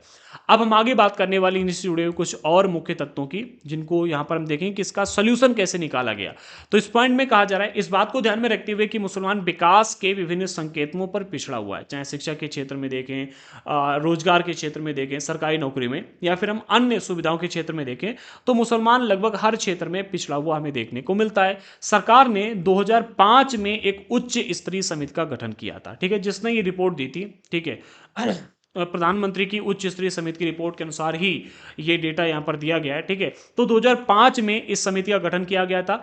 न्यायमूर्ति राजेंद्र सच्चर की अध्यक्षता में बनाई गई इस समिति ने भारत में मुस्लिम समुदाय की सामाजिक, आर्थिक और शैक्षणिक स्थिति का जायजा लिया था। ठीक है, पूरा का पूरा मतलब मुस्लिम समुदाय का यहां पर जायजा लिया गया था कि मुसलमान की सामाजिक स्थिति कैसी है, शिक्षा के क्षेत्र में मुसलमान कैसे है। ठीक है, इसके अलावा आर्थिक स्थिति कैसी, इन तीनों क्षेत्रों में इनका जायजा लिया गया है। रिपोर्ट में इस समुदाय के हाशियाकरण का विस्तार से अध्ययन किया गया। ये मतलब बहुत ही विस्तार से बताया गया कि किस तरह से मुस्लिम समुदाय आज के टाइम पर हाशियाकरण का शिकार है। ठीक है, मतलब हाशियाकरण का विस्तार से यहां पर अध्ययन किया गया और मतलब बताया भी गया। समिति की रिपोर्ट से पता चलता है कि विभिन्न सामाजिक, आर्थिक और शैक्षणिक संकेतकों के हिसाब से मुसलमान की स्थिति अनुसूचित जाति और अनुसूचित जनजाति जैसे अन्य हाशियाई समुदायों से मिलती जुलती है। अर्थात हमारे भारत देश में जो नीची जात के लोग कहे जाते हैं, उनके पास जैसी शिक्षा है, उनके पास जैसे संसाधन हैं, जैसी आर्थिक स्थिति है, जैसी सामाजिक स्थिति है, बिल्कुल उनसे मिलती जुलती स्थिति हमारे यहाँ के मुसलमान समुदाय की है। ठीक है, अर्थात हमारे यहाँ पर जो कैसे अनुसूचित जाति और अनुसूचित जनजाति के लोगों के पास में संसाधन थे, वैसे ही संसाधन उन्हीं से मिलते जुलते चीजें आपको देखने को मिलेंगी मुसलमान समुदाय के पास भी। ठीक है, उदाहरण के लिए 7 से 16 साल की उम्र में मुस्लिम बच्चे अन्य सामाजिक, धार्मिक समुदायों के बच्चों के मुकाबले औसतन काफी कम साल तक ही स्कूली शिक्षा ले पाते हैं। कहने का अर्थ यहाँ पर यह है कि भाई मुसलमान समुदाय के जो बच्चे हैं, ठीक है, 7 से लेकर 16 साल के बच्चों में अगर हम देखते हैं तो औसतन बहुत कम बच्चे ऐसे हैं जो 7 से 16 साल तक की भी शिक्षा ले पाते हैं। फिर से समझो, उदाहरण के लिए 7 से 16 साल तक की उम्र के मुस्लिम बच्चे अन्य सामाजिक, धार्मिक समुदायों के बच्चों के मुकाबले औसतन काफी कम उम्र तक, यानी कि हो सकता है 10 साल तक ही शिक्षा ले पाए, जबकि अन्य धर्म के जो बच्चे हैं वो 16 साल उससे भी ऊपर की शिक्षा ले पा रहे हैं। लेकिन मुसलमान धर्म के जो बच्चे हैं, मुसलमान समुदाय के जो बच्चे हैं, वो 16 साल तक की भी शिक्षा नहीं ले पाते हैं, बहुत अधिक मात्रा में। ठीक है, ये यहां पर बताया जा रहा है। अच्छा, हमारे यहां पर तो फ्री में शिक्षा मिल रही है, ठीक है, सरकारी स्कूल खुले हुए हैं, फिर ये क्यों नहीं ले पा रहे शिक्षाएं? ठीक है, इसका भी प्रश्न बनता है। अब आप कहोगे वहां पर पढ़ाई नहीं होती है, तो अन्य धर्म के जो हमारे यहां पर लोग हैं, जैसे कि जो अनुसूचित जनजाति के लोग हैं, अनुसूचित जाति के लोग हैं, जो इनके ही समान स्थितियों में रहते हैं, वो कैसे शिक्षा ले पा रहे हैं और ये कैसे शिक्षा नहीं ले पा रहे? यहां पर कारण बनते हैं थोड़े से विपरीत। यहां पर क्या होता है कि मुसलमानों ने अपनी एक मानसिक स्थिति ऐसी बना करके रखी हुई है कि धंधा करो, ठीक है, अलग अलग क्षेत्र, बचपन से ही कमाने में लग जाओ, मजदूरी कर लो, ये करो, वो करो, पढ़ाई में क्या रखा है, और भी कई सारी चीजें। ठीक है, अल्लाह हमें देगा। तो यहां पर क्या है कि हर क्षेत्र में अल्लाह या फिर ईश्वर कुछ नहीं करने वाला है, आपको पढ़ाई करनी होगी। आपको अनुसूचित जनजाति और अनुसूचित जाति के समान बताया गया है, ठीक है, कि आपकी स्थितियां इनसे मिलती जुलती हैं, और अनुसूचित जाति और अनुसूचित जनजाति के बच्चे पढ़ रहे हैं और आपके बच्चे नहीं पढ़ पा रहे। अब बताइए, यहां पर तो भाई सरकार की दोष नहीं दे सकते ना, ये पढ़ पा रहे और आप क्यों नहीं पढ़ पा रहे हो? ठीक है, तो यहां पर आपको भी आगे बढ़ना पड़ेगा। ठीक है, अगर आप मुसलमान हैं तो बुरा मत मानना, बट आपको यहां पर आगे बढ़ना पड़ेगा और शिक्षा प्राप्त करनी पड़ेगी, तभी आप समाज में बराबरी के हकदार बन पाएंगे। अगले पॉइंट में कहा जा रहा है, अब आपको कि भाई सरकारी विद्यालय में तो पढ़ाई ऐसी ही हो पाती नहीं हो पाती, आप नवोदय में चले जाओ, केंद्रीय विद्यालय में चले जाओ, वहां पर तो हो पाती ना पढ़ाई। सरकारी विद्यालयों में भी आज के टाइम पर अगर हम देखें तो हम अपने उत्तर प्रदेश की बात करें, यहाँ पर शिक्षा का स्तर काफी अच्छा हो चुका है। ये स्कूल बने बढ़िया नहीं है, ठीक है, लेकिन जो वहां पर टीचर पहुंचाए गए हैं आज के टाइम पर, जो नए टीचर जा रहे हैं वो पढ़े लिखे हैं और बहुत अच्छे ढंग से पढ़ाते भी हैं, ठीक है। मैं कई सारे स्कूलों को जानता हूं, स्पेशली हमारे इलाके का जो स्कूल है, हमारे गांव के स्कूल को तो सम्मानित किया गया उत्तर प्रदेश के लेवल पर, ठीक है, कि आपके यहाँ पर बहुत ही अच्छी पढ़ाई हो रही है। मैंने कई सारे स्कूलों का जायजा भी लिया हुआ है, तो ऐसा नहीं कि पढ़ाई नहीं हो रही है, पढ़ने वाला होना चाहिए, ठीक है। टीचर पढ़े लिखे पहुंच रहे हैं, आप उनको फोर्स करो, आप स्कूल में जाकर को कि आप हमारे बच्चों को क्यों नहीं पढ़ा रहे हो, ठीक है। भाई सरकार आपको सुविधा दे सकती है, उससे आपको लाभ खुद लेना होगा, ठीक है। अगले पॉइंट में कहा जा रहा है, मुसलमानों के आर्थिक व सामाजिक हास्यीकरण के कई पहलू हैं, ठीक है। आर्थिक और सामाजिक हास्यीकरण, एक तो आर्थिक क्षेत्र में ये कमजोर है और दूसरा सामाजिक क्षेत्र में। इसका कोई एक दो कारण नहीं, कई सारे कारण हैं। दूसरे अल्पसंख्यकों की तरह मुसलमानों के भी कई रीति रिवाज और व्यवहार मुख्य धारा के मुकाबले काफी अलग होते हैं। तो ये तो एक बात हो गई कि भाई रीति रिवाजों की, ठीक है, जिस वजह से ये हास्यीकरण का शिकार होते हैं। अब भाई मुसलमानों की एक नीति होती है कि भाई ये पूर्ण रूप से शाकाहारी नहीं है, वेज नहीं, ये नॉनवेज भी खाते हैं। इस वजह से अगर आप देखोगे तो ऐसे लोग जो नॉनवेज नहीं खाते हैं, जो प्याज तक खाना पसंद नहीं करते हैं, वो मुसलमानों को अपने पास भी भटकने नहीं देते, ऐसा में देखने को मिलता है। इस वजह से ये हास्यकरण के शिकार होते हैं। अच्छा, इनके रीति रिवाज मुसलमानों के ऐसे हैं जहां पर इनको ये मांसाहारी चीजें खानी ही पड़ती हैं, ठीक है। एक मजबूरी नहीं कि आप ऐसा नहीं कि खाओ ही खाओ, ठीक है, बट यहां पर इनके धर्म में कहा गया है तो ये लोग खा लेते हैं, ठीक है। अब इस वजह से कई लोग इनसे दूरी बना करके रखते हैं। दूसरा, इनके रीति रिवाजों में कुछ ऐसी चीजें रहती हैं, ठीक है, जिनको हम यहां पर अभी खुलकर नहीं बताना चाहते, जिस वजह से क्या है कि अन्य समुदाय के जो व्यक्ति हैं वो लोग इनसे थोड़ी दूरी बनाकर रखते हैं, जिस वजह से ये हास्यकरण का शिकार हो जाते हैं, ठीक है। सब नहीं, लेकिन कुछ मुसलमानों में बुर्का, लंबी दाढ़ी, फैज टोपी का चलन दिखाई देता है। इससे क्या है कि आप अलग से दिखाई देते हो कि भाई हाँ आप मुसलमान हो, ठीक है। जैसे ब्राह्मणों में चोटी रख के चलना, जनेऊ धारण करना, ठीक है। इसी तरह से मुसलमानों में टोपी लगा के चलना, बुर्का पहन के चलना, लंबी दाढ़ी रखना, ये कुछ प्रतीक चिन्ह हैं जिससे कि पता चलता है कि आप किस समुदाय के व्यक्ति हो। और अगर कोई दूसरे समुदाय के व्यक्ति है तो वो आपसे ऑटोमेटिकली देख करके दूरी बना लेता है, ठीक है। ये इसका एक प्रमुख कारण है, ठीक है। दूसरा कारण हमें ये देखने को मिलता है, बहुत सारे लोग सभी मुसलमानों को इन्हीं निशानियों से पहचानने की कोशिश करते हैं और इसी कारण अक्सर उन्हें अलग नजर से भी देखा जाता है, ठीक है। कई बार क्या है कि समाज में मुसलमानों के लिए ऐसी छवियां बन चुकी हैं कि मुसलमान है अर्थात इस तरह के व्यक्ति होंगे, मुसलमान है अर्थात बुरा होगा, हिंदू है अर्थात ऐसा होगा, ठीक है। तो ये छवियां जो बन चुकी हैं उनसे भी कभी कभी मुसलमानों को अलग नजर से देखा जाता है। कुछ लोग मानते हैं कि भाई हम बाकी लोगों जैसे नहीं हैं, ठीक है। इसके पीछे भी कई सारे रीजंस हैं और जो रीजंस हैं अगर आप उनको देखोगे तो हमें देखने को मिलता है कई सारे उसके एग्जाम्पल भी लोग दे देते हैं, ठीक है। आप आज के टाइम पर मुसलमान बदलाव कर रहा है, देखो इसके पीछे का एक रीजन मैं आपको बताता हूं। जैसे कि हमारे देश में क्या है कि अब्दुल कलाम को मुसलमान लोग जो हैं वो अपना जो है तो मसीहा नहीं मानेंगे या फिर उनको बहुत कम लोग मानते हैं, अब्दुल कलाम को, खान सर को बहुत कम लोग मानते हैं। लेकिन वहीं पर अगर कोई ऐसा व्यक्ति है जो बड़ा मुसलमानों की बात करता है, ठीक है, हिंदू मुसलमान विरोधी बात करता है, ठीक है, जैसे कि एक आपके ओवैसी जी हो गए, सभी लोग इनके मतलब फैन बने घूमेंगे। मौलवी लोग जो गए जो कहते हैं स्कूल न जाकर के आप यहाँ पर आकर के पढ़ाई करो, ठीक है, मतलब इस्लाम की पढ़ाई करो, उनको मानेंगे। भाई शिक्षा प्राप्त करो। अब्दुल कलाम जी जो है उन्होंने इस्लाम धर्म से ऊपर उठ करके देश के लिए काम किया, उनको हिंदू मुसलमान दोनों लोग अपना अच्छी तरह से देखते हैं, उनको मानते हैं। लेकिन कुछ मुसलमान समुदाय के लोग जो हैं जो उनको नहीं मानते हैं, ठीक है। खान सर को बहुत सारे मुसलमान समुदाय के लोग बहुत अच्छा मानते हैं, लेकिन कुछ ऐसे भी हैं जो उनका विरोध भी करते हैं, ठीक है।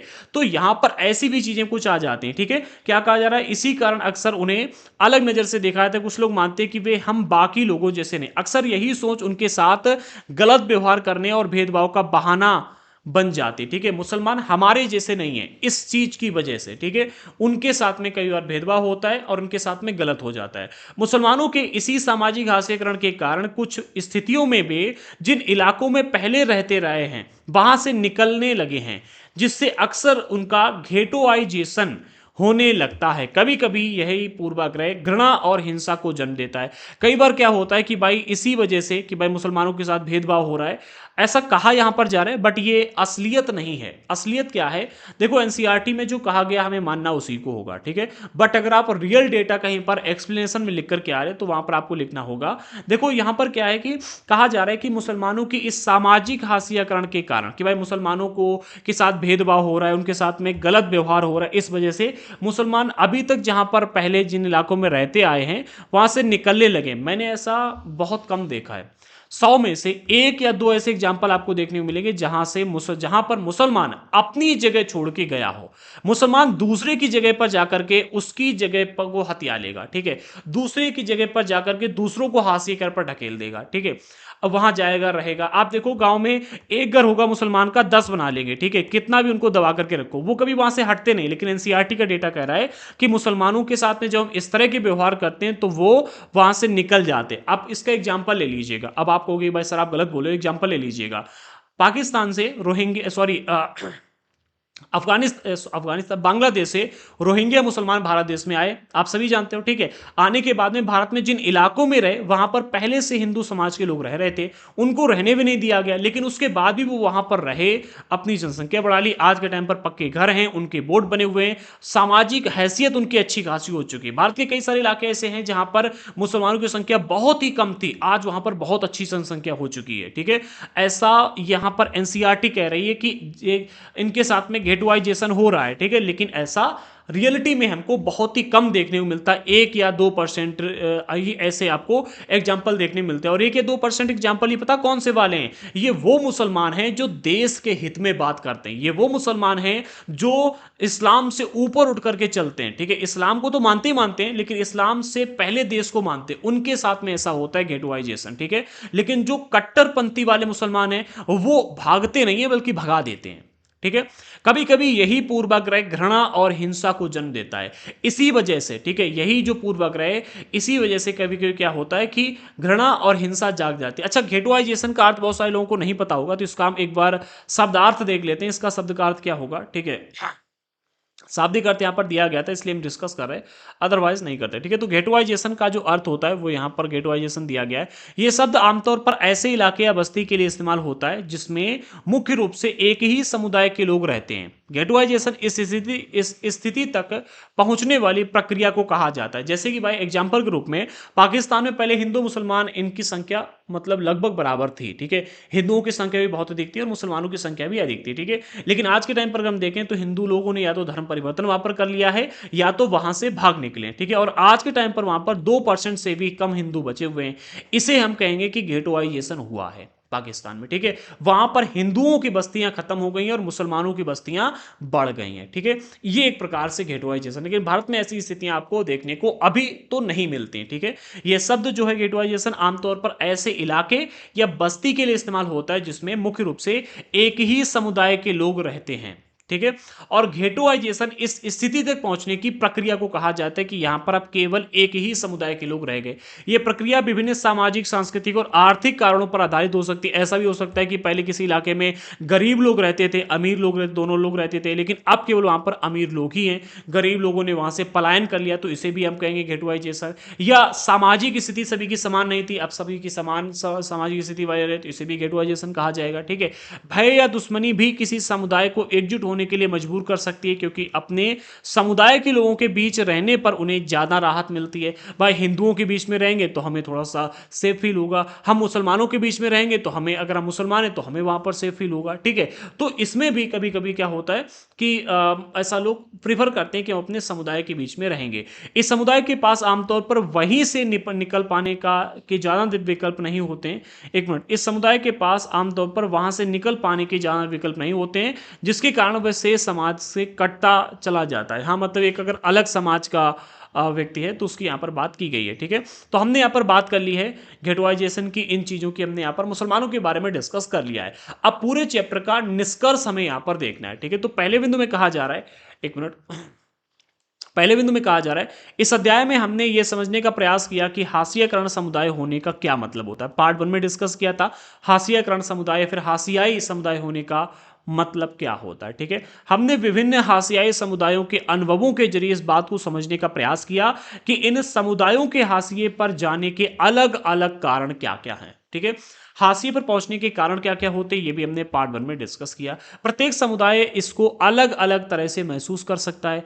ठीक है, जो भी हमने आगे डिस्कस किया था कि भाई जैसे कि मुसलमान समुदाय के व्यक्ति हैं तो वो हाशिएकरण का शिकार कैसे होते हैं और किस तरह से महसूस करते हैं। आदिवासी समुदायों के बारे में हमने डिस्कस किया। ठीक है, अल्पसंख्यक समुदायों के बारे में ऑलरेडी डिस्कस कर चुके। हमने ये भी देखा कि हाशिएकरण का संबंध अभाव, पूर्वाग्रह और शक्तिहीनता के एहसास से जुड़ा हुआ है। ठीक है, किसी चीज का अभाव होना, पूर्वाग्रह होना या फिर शक्तिहीनता, इन तीन चीजों से हाशियाकरण का संबंध डायरेक्टली जुड़ा होता है। ठीक है, और अधिकतर हाशियाकरण जो महसूस होता है उसके पीछे के ये तीन कारण ही होते हैं। ठीक है, आगे हमारे देश में कई और हाशियाई समुदाय हैं। दलित भी इसी तरह का एक समुदाय है। ठीक है, दलितों को भी हाशियाई समुदाय कहा जाता है। ठीक है, उसके पीछे कई रीजन है जो कि आप अगर थोड़ा सा ध्यान इसके ऊपर करोगे तो आपको ऑटोमेटिकली माइंड में आ जाएंगे। हास्यकरण से कमजोर सामाजिक हैसियत ही नहीं पैदा होती बल्कि शिक्षा व अन्य संसाधनों तक पहुंच भी बराबर नहीं मिल पाती। क्या कहा जा रहा है, हास्यकरण से केवल कमजोर सामाजिक हैसियत ही पैदा नहीं होती कि भाई जो लोग हैं हाशिया समुदाय के लोग कमजोर हो गए, समाज में उनकी स्थिति कमजोर है, बल्कि शिक्षा और अन्य संसाधनों तक उनकी पहुंच भी बराबर नहीं मिल पाती। ठीक, इस वजह से वो नीचे चले जाते हैं। ठीक है, बढ़ते ही बढ़ते जाते हैं, नीचे चले ही चले जाते हैं। अगले पॉइंट में कहा जा रहा है इसके बावजूद हाशियाई समुदाय का जीवन भी बदला जा सकता है। इन सभी परिस्थितियों के होने के बाद भी हम हाशियाई समुदायों के जीवन को बदल सकते हैं। कैसे बदल सकते हैं इस चीज को समझो। कोई भी हमेशा एक ही तरह से हाशिए पर नहीं रहता। ठीक है, एक ही तरह से कोई भी हाशिए पर नहीं रहता। आज हमारे पास पैसा नहीं है, कल हो जाएगा। आज हम अशिक्षित हैं, कल शिक्षित हो जाएंगे। ठीक है, आज हमारी भाषा थोड़ी सी अच्छी नहीं है, कल हम अच्छी भाषा सीख लेंगे। आप देखोगे अक्सर जब कोई व्यक्ति गांव में रहता है तो उसकी भाषा, उसकी स्थितियां, उसके व्यवहार अलग होते हैं। वही व्यक्ति अगर शहर में जाकर रहने लगता है और 5 साल तक मात्र शहर में रहेगा, देखो वो उसकी सारे के सारे हाव भाव, पहनावा, बोलना सब बदल जाएगा। ठीक है, इसी तरह से अगर कोई व्यक्ति गरीब है और उसकी सरकारी नौकरी लग जाए, उसकी भी स्थितियां बदल जाती हैं। तो कोई भी हमेशा एक ही तरह से हाशिए पर नहीं रहता। अगर हम हाशिएकरण के इन उदाहरणों पर ध्यान दें जो अभी तक हमने देखे, ठीक है, कि इन दोनों समुदायों के पास भी संघर्ष और प्रतिरोध का एक लंबा इतिहास रहा है। ठीक है, जो अभी हमने जैसे कि एक हमने देखा आदिवासियों का, एक हमने अल्पसंख्यक समुदायों का उदाहरण देखा, एक हमने मुसलमानों का देखा। तो इन सभी समुदायों के पास में संघर्ष और प्रतिरोध इसका एक लंबा इतिहास रहा है। आदिवासी तो 200 साल से संघर्ष करते चले आ रहे हैं। ठीक है, आज के टाइम पर अगर हम देखें तो हमारे भारत देश में आदिवासी समुदाय के बहुत बड़े बड़े पद पर लोग बैठे हुए देखने को मिल जाएंगे। ठीक है, इसी तरह से मुसलमानों में भी लंबा इतिहास रहा है, इन्होंने संघर्ष और प्रतिरोध भी किया है। आदिवासी प्रतिरोध करने में तो बहुत आगे हैं। ठीक है, लेकिन फिर भी उनकी नहीं चल पाती है क्योंकि उनके पास में शिक्षा की कमी है, संसाधनों की कमी है और भी कई सारी चीजें। ठीक है, तो हाशियाई समुदाय अपनी सांस्कृतिक विविधता बनाए रखना चाहता है। कौन, हाशियाई समुदाय क्या रखना चाहता है, सांस्कृतिक विविधता बनाए रखना चाहता है कि भाई हमारे जैसे कि भाई किसी छोटी संस्कृति वाले व्यक्ति हैं तो वो चाहते हैं कि भाई हमारी भी संस्कृति बनी रहे। ठीक है, अपनी सांस्कृतिक विविधता बनाए रखना चाहते हैं और साथ ही अधिकारों, विकास और अन्य अवसरों के में बराबर का हिस्सा भी चाहते हैं। वो चाहते हैं कि भाई हमें भी बराबर का हिस्सा मिले। ठीक है, सांस्कृतिक विविधता हमारी बनी रहे, हमारे अधिकारों का हनन ना हो, हमारा विकास होता रहे और हमें भी जो अन्य समुदायों को अवसर मिलते हो मिलते रहे। ठीक है, सभी अवसरों का लाभ मिले। अगले अध्याय में आप जानेंगे कि विभिन्न समुदायों में हाशियाकरण का सामना किस तरह से किया। ठीक है, विभिन्न समुदायों ने हाशियाकरण का सामना किस तरह से किया, अभी वो भी देख लेते हैं। ठीक है, चैप्टर बाद में डिस्कस करेंगे पर एक बार देख लेंगे। ठीक है, तो अगला हमारा चैप्टर रहेगा वो हम डिस्कस करेंगे। अभी शब्द संकलन देखते हैं, यहां पर है, एक मिनट। हाँ, शब्द संकलन चैप्टर में कुछ शब्दों का प्रयोग किया गया जिनको यहां पर हम अर्थ उनका देख लेते हैं। ऊंच नीच, ठीक है, तो व्यक्तियों या चीजों, एक मिनट, व्यक्तियों या चीजों की एक क्रमिक व्यवस्था। ठीक है, व्यक्तियों या फिर चीजों की क्रमिक व्यवस्था यानी कि क्रम के माध्यम से 1 2 3 4। ठीक है, क्रम हो गया तो नंबर 1 मान लेते सबसे बड़ा है, दूसरा सबसे छोटा है, तीसरा दूसरा, तीसरा, चौथा। ठीक है, यानी कि क्रम व्यवस्था। ठीक है, आमतौर पर ऊंच नीच की सीढ़ी सबसे निचले पायदान ऊंच नीच की सीढ़ी के सबसे निचले पायदान पर वे लोग होते हैं जिनके पास सबसे कम ताकत होती है। जाति व्यवस्था ऊंच नीच की व्यवस्था है जिसमें दलितों को सबसे नीचे माना जाता है। तो आई होप कि इसका अर्थ सभी लोग जानते होंगे। ठीक है, मुझे इसका बहुत अधिक एक्सप्लेनेशन देने की आवश्यकता नहीं है। ओके, आगे बढ़ते हैं। गेटवाइजेशन को हमने समझ ही लिया, ज़्यादा टाइम वेस्ट नहीं करेंगे। मुख्य धारा की अगर हम बात करें तो कायदे से किसी नदी या जलधारा के मुख्य बहाव को मुख्य धारा कहा जाता है। ठीक है भाई, नदी चल रही है तो नदी के बीच में जो जल होगा वो मुख्य धारा का जल कहा जाएगा। ठीक है, इस अध्याय में, और जो किनारे पर जल होगा, ठीक है, किनारों पर जल होगा उसे कहा जाएगा कि ये मुख्य धारा से किनारे पर हो गए। ठीक है, इस अध्याय में ये शब्द ऐसे सांस्कृतिक संदर्भ के लिए इस्तेमाल किया हुआ है जिसमें वर्चस्वशाली समुदाय के रीति रिवाजों और प्रचलनों को ही सही माना जाता है। ठीक है, यानी कि हमने स्टार्टिंग में ही कहा था कि भाई हास्यकरण उसे कहते हैं जिसमें किसी समुदाय, व्यक्ति या फिर किसी समूह के व्यक्तियों को मुख्य धारा से अलग कर दिया जाए, मुख्य धारा से बाहर कर दिया, यानी कि किनारे पर ढकेल दिया जाए। ठीक है, तो उसी तरह से यहाँ पर कहा जा रहा है कि जो आज के इस चैप्टर में इस शब्द का प्रयोग हमने ऐसे सांस्कृतिक संदर्भ के लिए किया है जिसमें वर्चस्वशाली समूह के रीति रिवाजों और प्रचलनों को ही सही माना जाता है। इस क्रम में उन लोगों या समुदायों को भी मुख्य धारा कहा जाता है जिन्हें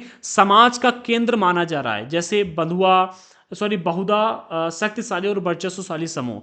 अब ऐसे सांस्कृतिक समूह जिनको मतलब समाज में वर्चस्वशाली नहीं माना जाता, जिनके रीति रिवाज और प्रचलन बहुत ही कम है, ठीक है, जिनको मतलब उतनी अधिक प्रसिद्धि नहीं प्राप्त है, ठीक है, जो बहुत ही छोटे इलाके में रहते हैं, जिनको जनाधिकार नहीं प्राप्त हैं, उनको कहेंगे कि मुख्य धारा से अलग होकर चल रहे हैं। ठीक है, विस्थापित का अर्थ होता है ऐसे लोग जिन्हें बांध, खनन या विशाल विकास परियोजनाओं की जरूरत को पूरा करने के लिए जबरन उनके घर से उजाड़ दिया जाता है। ठीक है, मतलब विस्थापित, इसके आगे की और कहानी थी जो इंपॉर्टेंट नहीं थी। विस्थापित का अर्थ होता है भाई एक स्थान से दूसरे स्थान पर जाकर के बसना, रहना। ठीक है, तो विस्थापन की अलग अलग अपनी मतलब स्थितियां होती हैं। इसमें हमने यहाँ पर जो आदिवासी समुदाय का विस्थापन हुआ है उसका अर्थ दिया है। ठीक है, इस चैप्टर में जिसका विस्थापित शब्द का जो इस्तेमाल किया गया है, आदिवासी समुदाय के जो विस्थापित होने के कारण है, अर्थात एक स्थान पर रह रहे थे, यहाँ से दूसरे स्थान पर जाकर रहने लगे, तो इससे हम कहेंगे विस्थापन। ठीक है, तो इसके पीछे कई सारे रीजंस होते हैं, जैसे कि एक हो गया